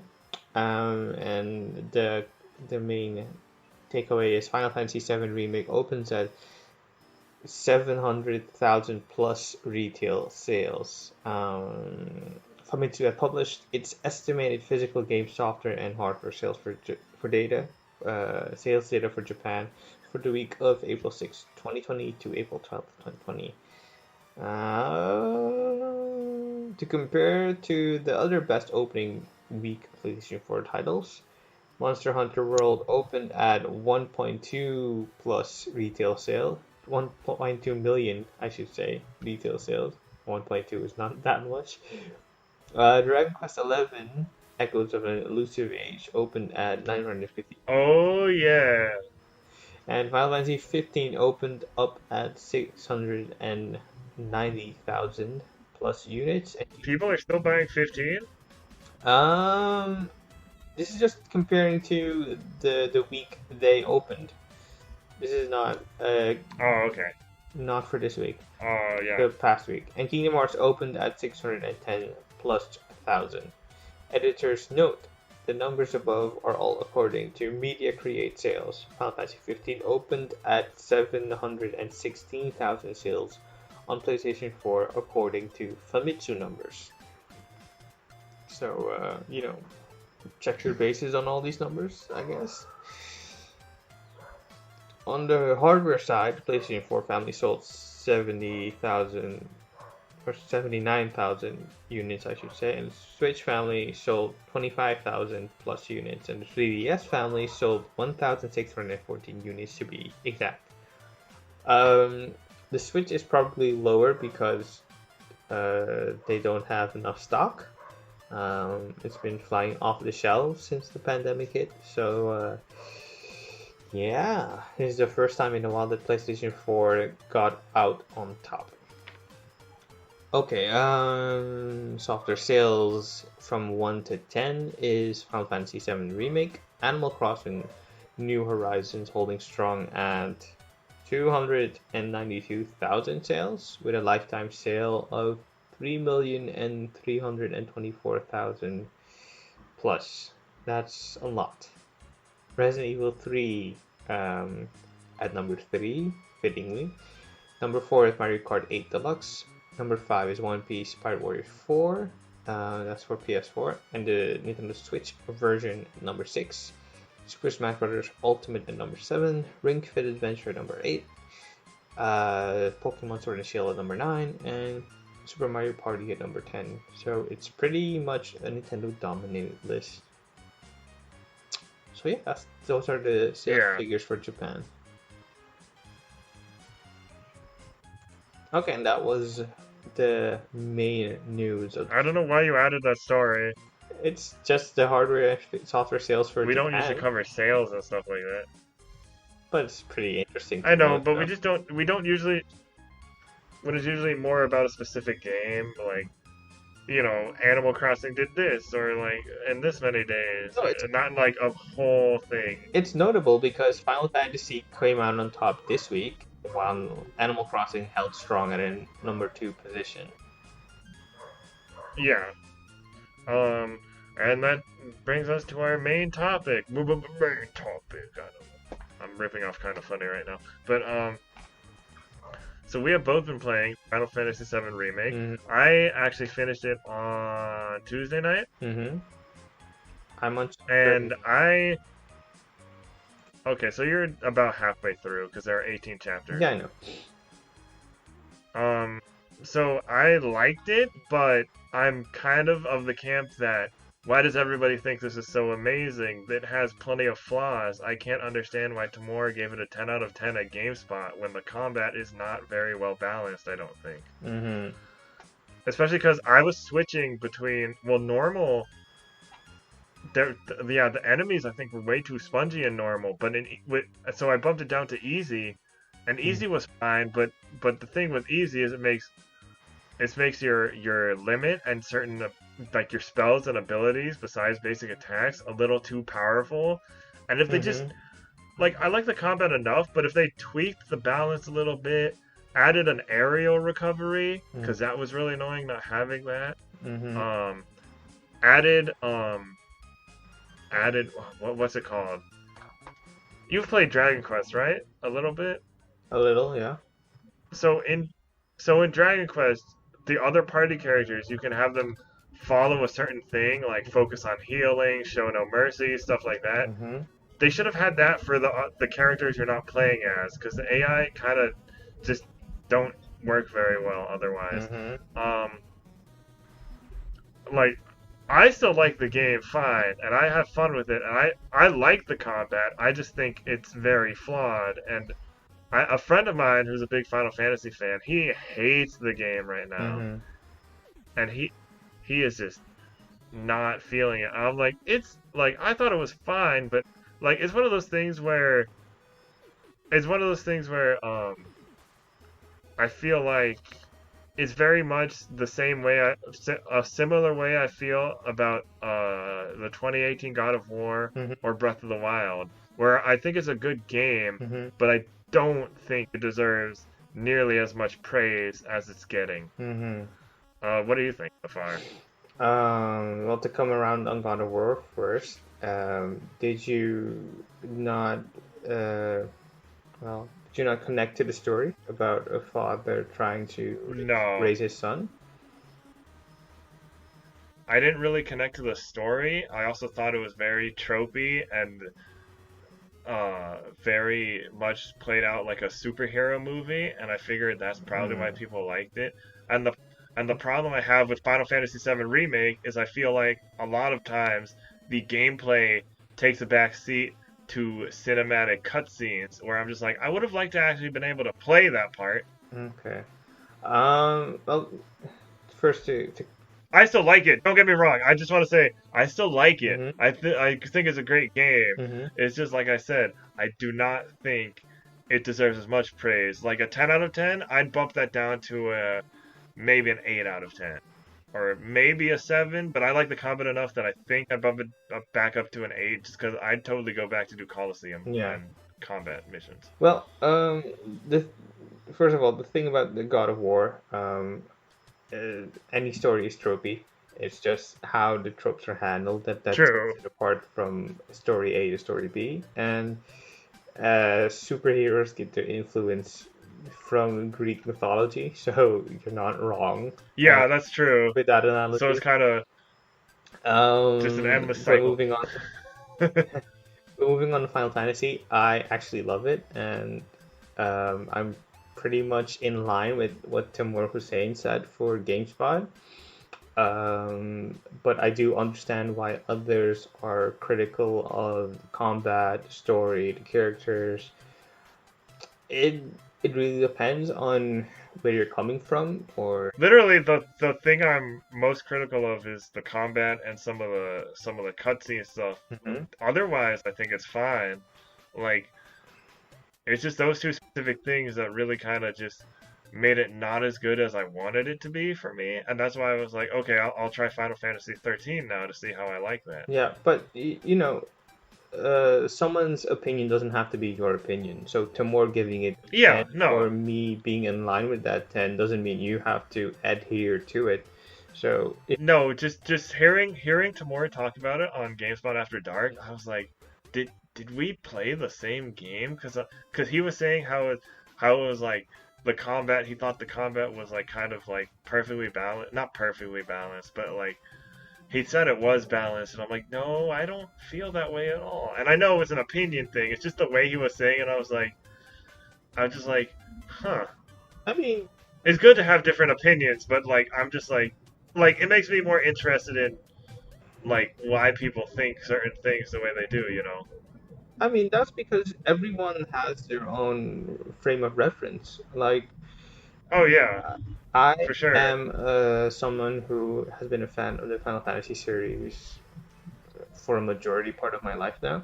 I played the original Final Fantasy VII, and as Tomor, who we're probably going to be referencing a lot, said in his review and in his discussion around his review, Maybe we can get them on someday. fingers crossed, nostalgia also plays a huge part in the appreciation of the remake. Um, there's that. There is um, just the general aesthetic of how Japanese games are made, meaning the Yeah. way characters act in Japanese games is not exactly one to one with how people do realistically. It's Yeah. pretty drawn out, pretty broad in its theatricality. Just Uh-huh. as how the Yakuza games are pretty larger than life. I seem Oh yeah. to want to say the same thing about the Final Fantasy VII remake.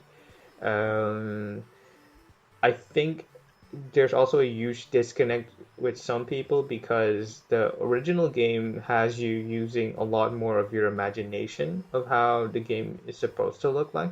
Because blocky characters Yeah. are great for a certain representation of what reality should look like, but it doesn't make up Yeah. 100% of that. So you're using a whole lot more of your imagination of how certain events play out or should play out. But yeah, having that said, how do I feel about the combat? I like it. I think it's pretty well done.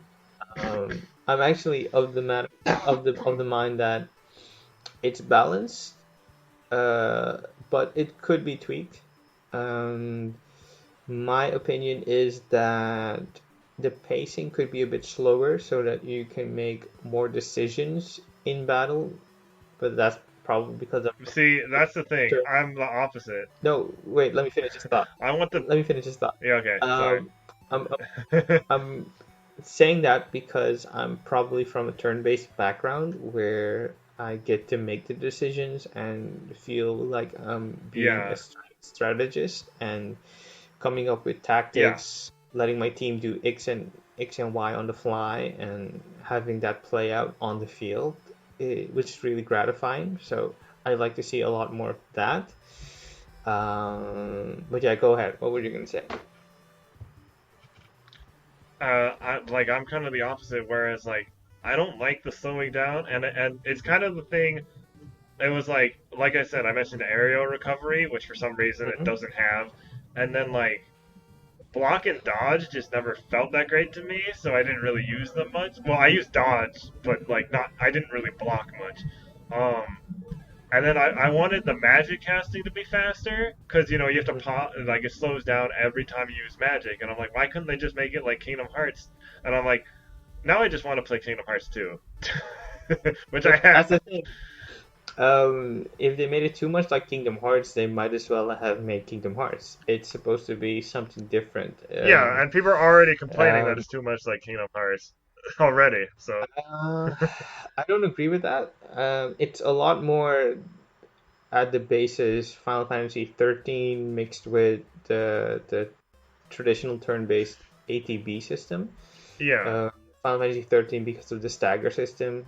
Um, I feel and like if they did something so you know how when Kingdom Hearts Remind came out, they kind of tweaked it to play more a little more like Kingdom Hearts 2 mixed with the new stuff.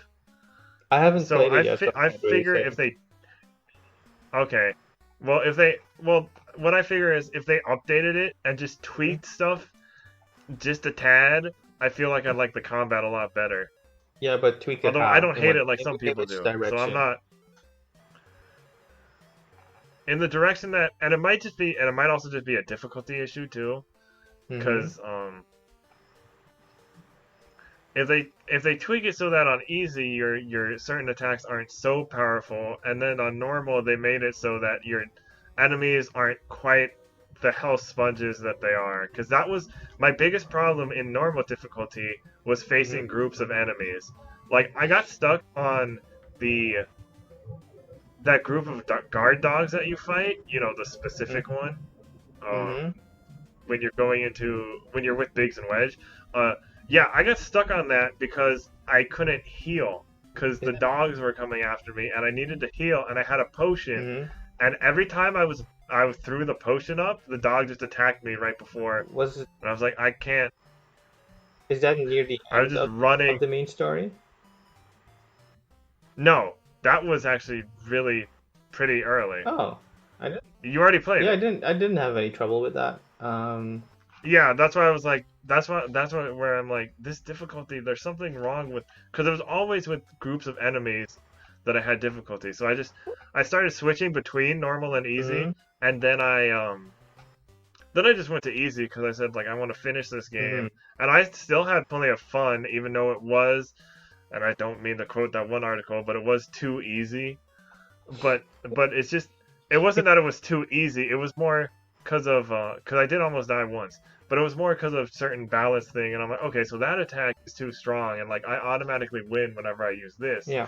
So the whole gameplay becomes building up to this one attack, and then once I do this attack, I automatically win the fight pretty much, unless there's more enemies coming. Well, to actually quote the Mike Fahey article from Kotaku, or reference it, he was making that exact same argument you were making, that easy is actually too easy, that there might be a better balance between easy and normal, where you have something in between. Yeah. Um, Oh, okay. I thought it was playing the classic mode, and I'm like, oh well, of course the classic mode is like that. no, but the classic, it Okay. says so in the game itself that the classic mode has the same difficulty as the easy mode.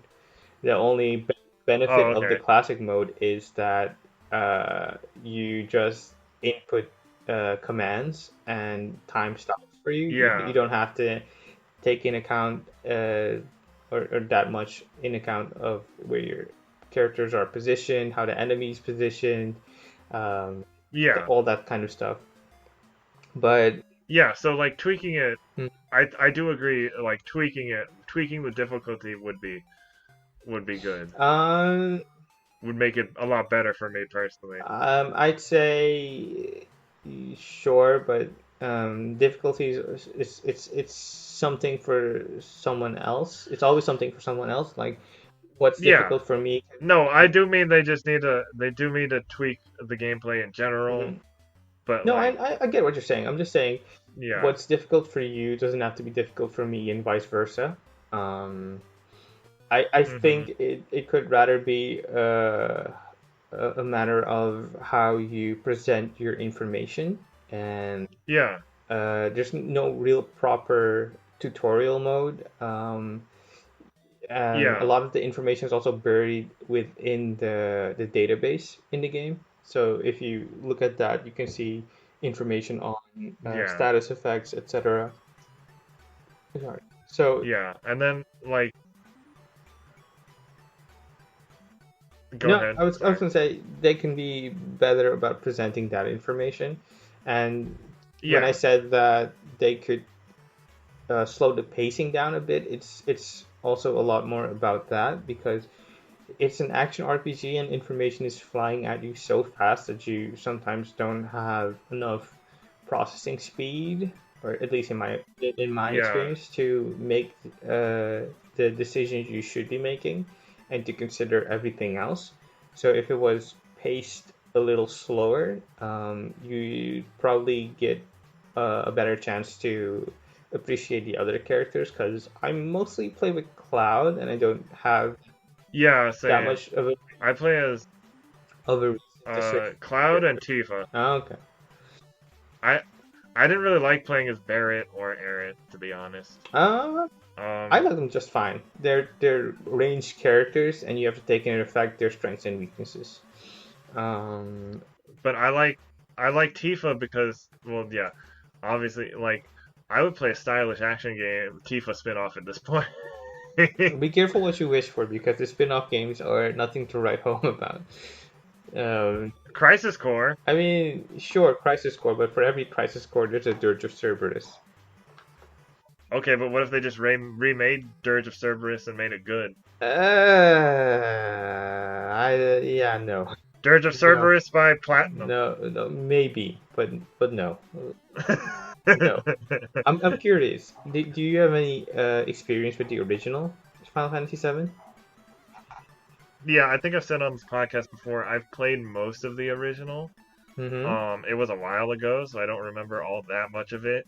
Mm-hmm. Um, and then I own Advent Children because that was actually Mm-hmm. my first exposure to Final Fantasy VII. Weirdly, Mm-hmm. and like when you're not really that big of a Final Fantasy fan, but you know characters, Advent Children, but you're an anime fan, Advent Children is actually a pretty entertaining movie just in general.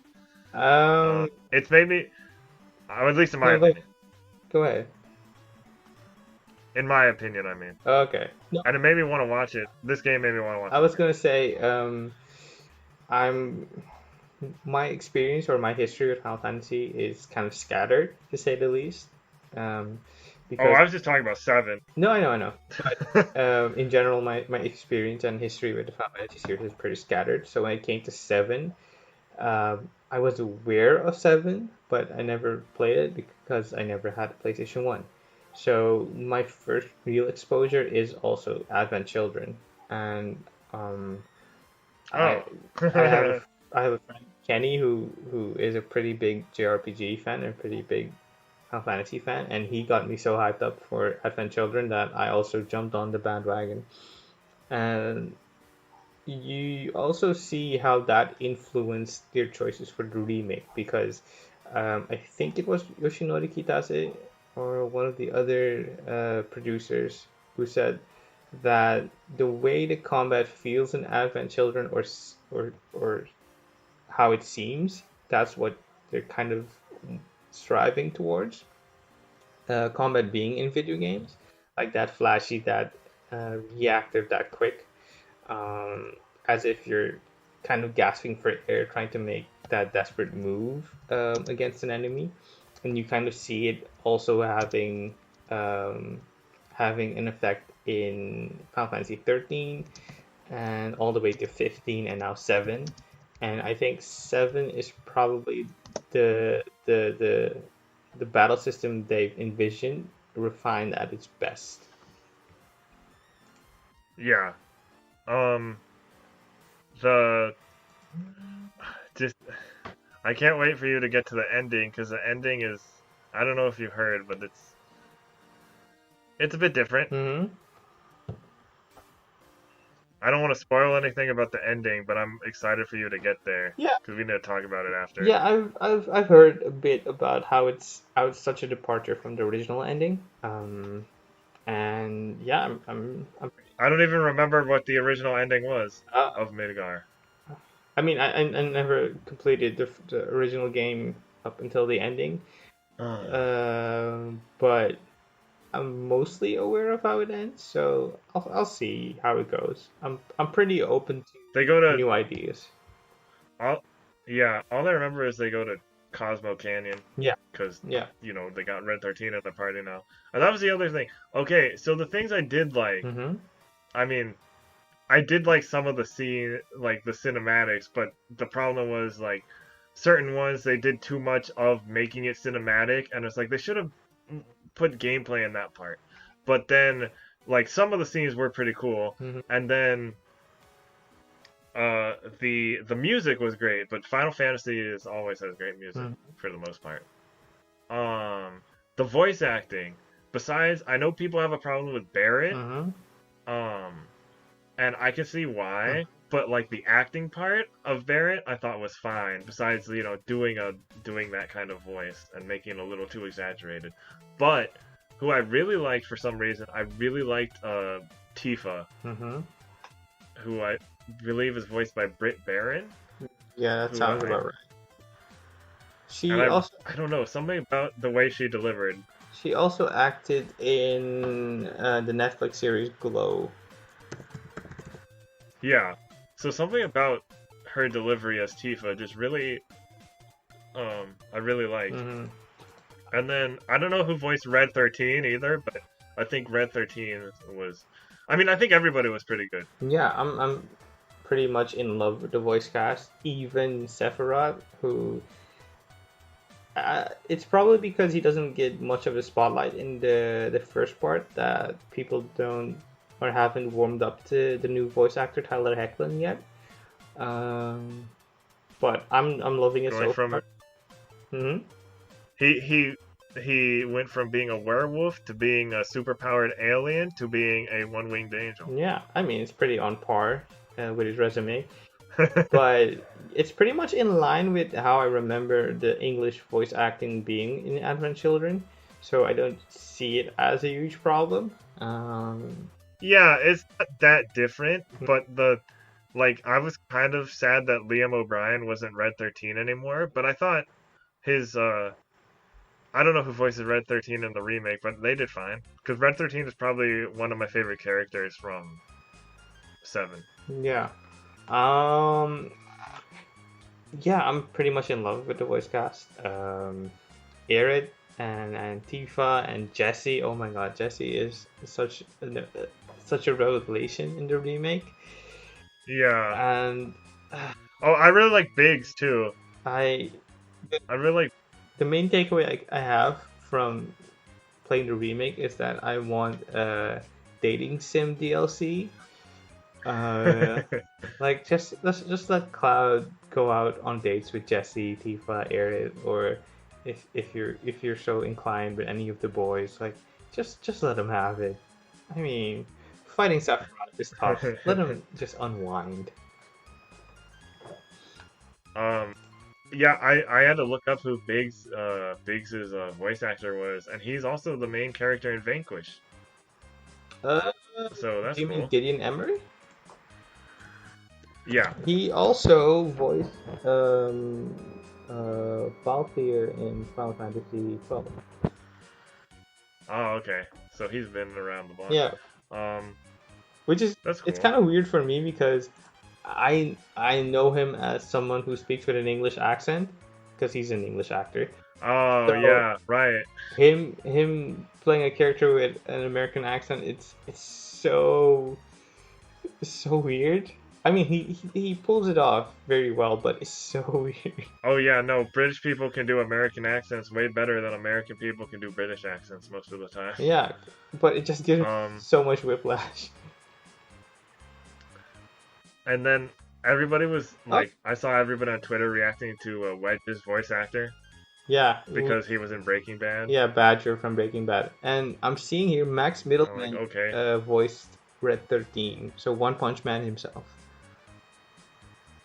And Ryuji. Yeah. That's that's a much different voice than he usually does. I feel like it's a little deeper, Yeah, but a little deeper and a little slower. that's the thing. Not as much, not like One Punch Man or Ryuji, But that's the but thing. that's good. That's the It thing. has good range. It's voice acting, so you have Yeah, to be able to act very differently in various ways. Um, yeah. It's not like Bryce Papenbrook, who sounds the same and everything. I don't hate Bryce Papenbrook. He's great. I just he doesn't have that. He can't really differentiate his voice that much. yeah. But yeah. Yeah. Do you have any final thoughts on Final Fantasy VII Remake? Play Kingdom Hearts 2 and watch Advent Children. It's I wouldn't recommend it. Some people are like, "Oh, I wouldn't I'll recommend it as your introduction to Final Fantasy." And I would not. No, I would say if the person is interested in like a more action-oriented game than they are in JRPGs, Mm-hmm. maybe like then you play it. Mm-hmm. Because it doesn't play like a traditional Final Fantasy. Uh, And then but to add something to that, no Final Fantasy plays like a traditional Final Fantasy because that's true. every mainline entry and even the spin-offs. I mean, like it doesn't play like a turn-based one that much. I mean, I know there are elements that are similar, Mm-hmm. but it's a little. The gameplay is different enough from the original that like if somebody's interested in it, I think you might get the best experience playing both, Well, just to see if a lot of the if it's differences. someone coming from Final Fantasy 15, they'll probably be transitioning pretty seamlessly towards Final Fantasy 7 Oh yeah, Remake. that's true. So you have to imagine Uh-huh. maybe someone who got their first taste of Final Fantasy with 15 would be getting this as the next mainline entry. I feel like if you don't like Western style cinematic games, you might not like this. How so? Because this is Just because of the way certain things play out, like these comparisons to God of War and apparently Metal Gear Solid 4, and I've seen comparisons to Uncharted, and I'm like, okay, I get what you're saying. I Um, probably compare it more to Metal Gear Solid 4 because of the absurdity of it all. Um, yeah, like I said earlier, that's what uh, I saw a comparison to Japanese recently. visual storytelling is a lot broader in its performance than Western visual storytelling. Yeah, You only get the broadness in Western storytelling when it's a comedy or a satire. yeah. Uh, but in Japan, it's kind of different, so you have to take that into account. So I'd probably be looking at Final Fantasy 7 and Metal Gear Solid for comparisons. Yeah, so really my final thoughts are I think it's a good game, but I don't think it's like A great, I don't think it's a 9 to 10 out of 10 game. And that's just, you can't put a number on it, but I think people need to I feel like this is one of those games where at the time people will say like, "Oh, it's great." And then a couple of years later, I think people would be like, "Wait, we gave that why do we rate this so high?" Kind of like how people were when people went back to and this is probably a bad example because the gameplay is different. mm-hmm, But kind of when people went back to the Witcher 3 because of the Netflix show, mm-hmm. people were like, "Oh yeah, this gameplay did not age well." And it's only been 4 years, Really? 4 or 5 years Because since that came out. Yeah, even when it came out, people were critical about the gameplay being not as good as the rest of the game because hmm. it's pretty much I don't remember that. no. I distinctly remember people saying that around the time. Like, uh, I was too mad about I mean, in the grand scheme of things, the gameplay, like the combat, is maybe not as strong as the storytelling, and the storytelling is so good that it doesn't really matter. yeah, And the same yeah. as with Final Fantasy VII Remake, where there are these flaws in the game, like there's texture popping, but in the grand scheme of things, it doesn't really matter because it's such a good overall product that you accept it for its flaws and you enjoy it despite its flaws. Yeah, that's kind of where I'm coming at with the combat, because at least I'm just glad I'm noticing.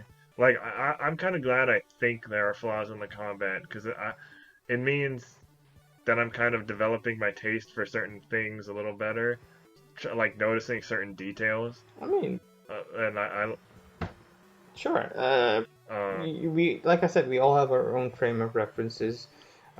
You yeah, like what you like, and you not seeing it as a yeah. 9 or a 10 is not a big deal. It's just I think I'd rather have it play like I say Tifa and Kingdom Hearts. So I think I think maybe I wanted it to be a little more stylish action like hmm um in certain ways, hmm and I think maybe that's like the mix, maybe the mix that it has just feels kind of weird to me. that Again, not bad. And also also wait, have you gotten to the, I don't want to spoil anything, but have you gotten to the Hell House fight yet? yeah, I already beat it. Uh, Okay, because I really liked that fight, even though even on a lower difficulty, I thought it took way too long. But it was also because I didn't have certain materia equipped, and you have to do certain things, and um. But otherwise, I really like that fight. My friend who really hates this hmm game, he really hated that fight. it's Like he doesn't even want to play the it's game certainly a anymore. tough fight, and if you're not properly equipped, you're gonna have a tougher time. Because I didn't have all Yeah, the magical materia equipped, so I had a tough time staggering the Hell House. Um, but I'm definitely sensing in the way you're describing the combat that you're leaning more towards character action and Kingdom Hearts. While yeah. me having played Final Fantasy VII, having played Final Fantasy 13 and 15, it just felt like a natural evolution of what the series Hmm. combat should be. So I'm not having that much of a tough time with it. Um, Yeah. but But yeah, that being I'm said, more of the on the higher end of appreciation for the game. I don't think the Uncharted comparison that I saw was about the cinematics necessarily. I think it was about the whole how Uncharted is compared to Uncharted 2, as in like Uncharted's okay, but Uncharted 2 is really good. Like I think a lot of people are gonna expect part 2 to be like this is the part 1 and part 2, and I'm very curious to see where they go with the story and the gameplay and everything in part 2 actually. Really? Because I felt like the Uncharted comparisons is how the visuals are presented and how it's kind of I mean, it might be a little of both. because It might be a mixture of both. the visual fidelity of the game is pretty high. It's Yeah. right Besides the right alongside Uncharted 4, Horizon Zero Dawn, and The Witcher 3, some of the best visuals this generation, if not the best visuals this generation. Uh, yeah. this is probably the highest bar ever set. Um, and another thing that annoyed me was some people were critical about the texture popping and it not being as polished as it should be. But Square told us this 2 generations ago when the first rumors of the remake were starting up. They said, if we do this, this is going to be a pretty difficult task because putting all that detail, what we had in the PS1 generation, on a bigger scale, is going to take up a lot of resources. So this is kind of what we wished for, and we got it.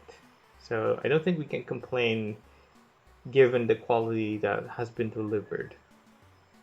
Yeah, I haven't really noticed any texture pop and stuff. Maybe because I wasn't looking for it, Mm. but like it hasn't been a problem for me. I think it's yeah, visual and audio presentation has been fine besides the complaints that I've had. Mm-hmm. Um there was one part where like a voice line was kind of low, Mm-hmm. like a voice line or two. The sound mixing wasn't great, Mm-hmm. and there have been some complaints about that, but Mm-hmm. otherwise it's been fine. Yeah. Uh, But yeah, I think I could end with saying like that you shouldn't feel bad about not liking it as much as the rest of yeah, us. Your taste is your taste. I mean, there's nothing to be done about that. Um, it just it I guess it kind of bums me out when like everybody's like, "Oh my god, this game is so good," and I see and I'm like, And I'm kind of like, I don't feel that. Why do you feel that? But then I'm like, oh well, different strokes for different folks. Did, I don't did you know. listen to the After Dark podcast last week? Yeah, he was talking about Final Fantasy Yeah, VII, right? yeah, yeah. Yeah, I just listened to that before this podcast, actually. Okay. And there's also the IGN review by Tom Marks, who also liked it but wasn't that glowing about it. He gave it an 8, I Did think. they give it a? And Oh yeah, okay. Maybe I'm more in line with his review then. yeah, and I think Carolyn Petit, Kat Bailey, and the one from EGM were also on the middle end of reviews. Yeah, Um, so yeah, there's definitely glowing praise out there, but there's also people out there who are critical of the story, the characters, the pacing, and the combat. So you're definitely not alone. yeah. So like that's the other weird thing. Like the story and characters, like when people are saying stuff like that, I'm just like I'm fine with it. Like it's fine. I've I've seen worse. I've played through all of the Kingdom Hearts games. Yeah, it's like Jean-Luc Saibke from GameSpot said in the After Dark podcast. It's got big Yakuza energy, and I definitely see that. But I also like to say, Final Fantasy has always been goofy. Going back to the NES and Yeah, SNES era, it has always been goofy. You're just realizing now because it's presented as a very realistic rendition visually, I mean, yeah, but it's always been goofy, guys. And it's okay to be goofy. You don't have to be super graphic, yeah. gritty, grim, dark. You can have See, fun with the that's why I material. like, I don't.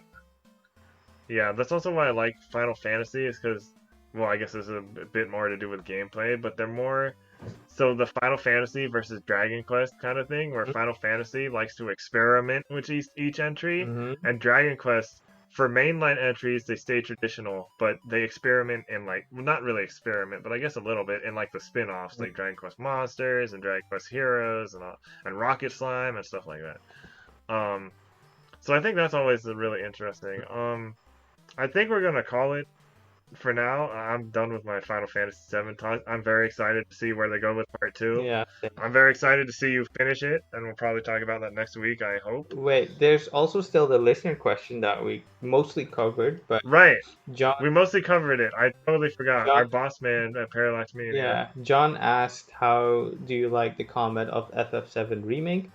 I think you talked about that at length, but he also asked, "Is it something Yeah. you prefer over the turn-based combat, the true turn-based combat?" So, what do you think? Do you prefer this or the true turn-based combat? It's hard because I can't really prefer one or the other because I feel like I like both enough. It just depends on what mood I'm in. Hmm. Because, like I said, I think I said early in the podcast, like this kind of made me want to go back to a turn-based game again. But that's also because, every time I play a more action-oriented game, it's like I want to go play something a little slower and turn-based. Yeah. Um, and that's also because I've been playing the Control DLC, which is really fast. um, Yeah. So, but yeah, I can't really choose. I'd say, what would I prefer, turn-based or fast-based? I don't have a preference because I like all types of games, all genre of games. Yeah, Even within the RPG genre, I like a lot of different titles from a lot of different people. They all have their own place in my heart, I would say. Like, I'm a big fan of Final Fantasy yeah. 15. I like the combat. Um, a lot of other people don't. I like 13. I like the combat. A lot of other people don't. And I like turn-based combat just fine. Um, it gives you a good feel of being strategic, while also giving you an idea of it being fast-paced while it's not. And it also has its strengths, but it also has its weaknesses. Like my perfect turn-based uh, combat would probably be Grandia or some of the Trails games, um, like Heroes in the Sky, for example, which is a blend of tactics and Grandia, something like that. Uh, And yeah, I'm so in love with Final Fantasy VII Remake's combat. Um, I don't have any preference really. Okay. Well, now that we answered that, now I think we're probably gonna call it. Yeah, We're going for a little over 2 hours, yeah. which is I think is fine. Surprisingly, we Um, didn't have that much to cover actually. yeah, some news stories went a little longer than I thought, but yeah. Yeah. Um, so That was yeah, we have us. no outro. That was us. Follow us on our social medias. It's probably in the description down below. You can find Errol on Twitter. You can find me on Twitter and everywhere else. Yeah, our four listeners probably already follow us, so we're good. I mean, they might grow in number one of these days. Who knows? Yeah, we plan on having a couple more guests in the coming weeks since everybody's on lockdown and it might be a little easier now. Mm-hmm. Not that it was hard before, I just didn't really think about it that much. Yeah. um, stay safe, play video games, watch anime, read manga, read comic books. You can just read books too. I don't really care what you do. You can watch TV shows, movies, do spend time with family on. Well, if you don't live with family, Online. just use Skype. Yeah, Yeah. online. If you live with family or friends or whoever, like just do stuff you can to pass the time. Mm-hmm. It's it's hard, but like everybody's saying that like, oh, time is running together. It's like I still know what day it is. I can still tell like a schedule of things because like, oh well, this airs at this time on this day, and this person streams at this time on these days. So it's not like time doesn't exist. Mm-hmm. And time is going by pretty fast. We've already been like in this weird world for maybe over a month now, or almost a Yeah. month, or a little over a month. And it's going to be a long time, but hopefully it goes by fast, and then we can all get back to a more regular world. It won't be as normal as it used to be, but we can get almost back to it, I think. Yeah. Fingers crossed. Provide some positivity at the end. Yeah. Also, watch the Digimon reboot because it's really interesting. And what was the recommendation you had? Yeah, so the Shonen Jump Manga Plus app service thingy has a series, a hidden gem in it. It's called Summertime Rendering, and it's really good. It's the chapters are pretty short, so it flies by really quickly. Um, the Mm-hmm. premise is a high school student or college age student returns to his hometown for the funeral of an adopted sister or his adoptive sister, I should say. And his return and that funeral sets off a weird chain of events with something I can't say. I don't want to say because oh, it's so good, and the artwork is stellar and detailed, and it's already giving me ideas for a future screenplay I should be writing. So yeah, it's something you should check out. It's called Summertime All right. Rendering. All right. So check that out and check a bunch of other stuff out. And we'll see you guys next week with our special guest. Who is it? It's a mystery. Actually, I'll announce on Twitter on Monday, probably. So look forward to that. Yeah. But for now, bye. Bye.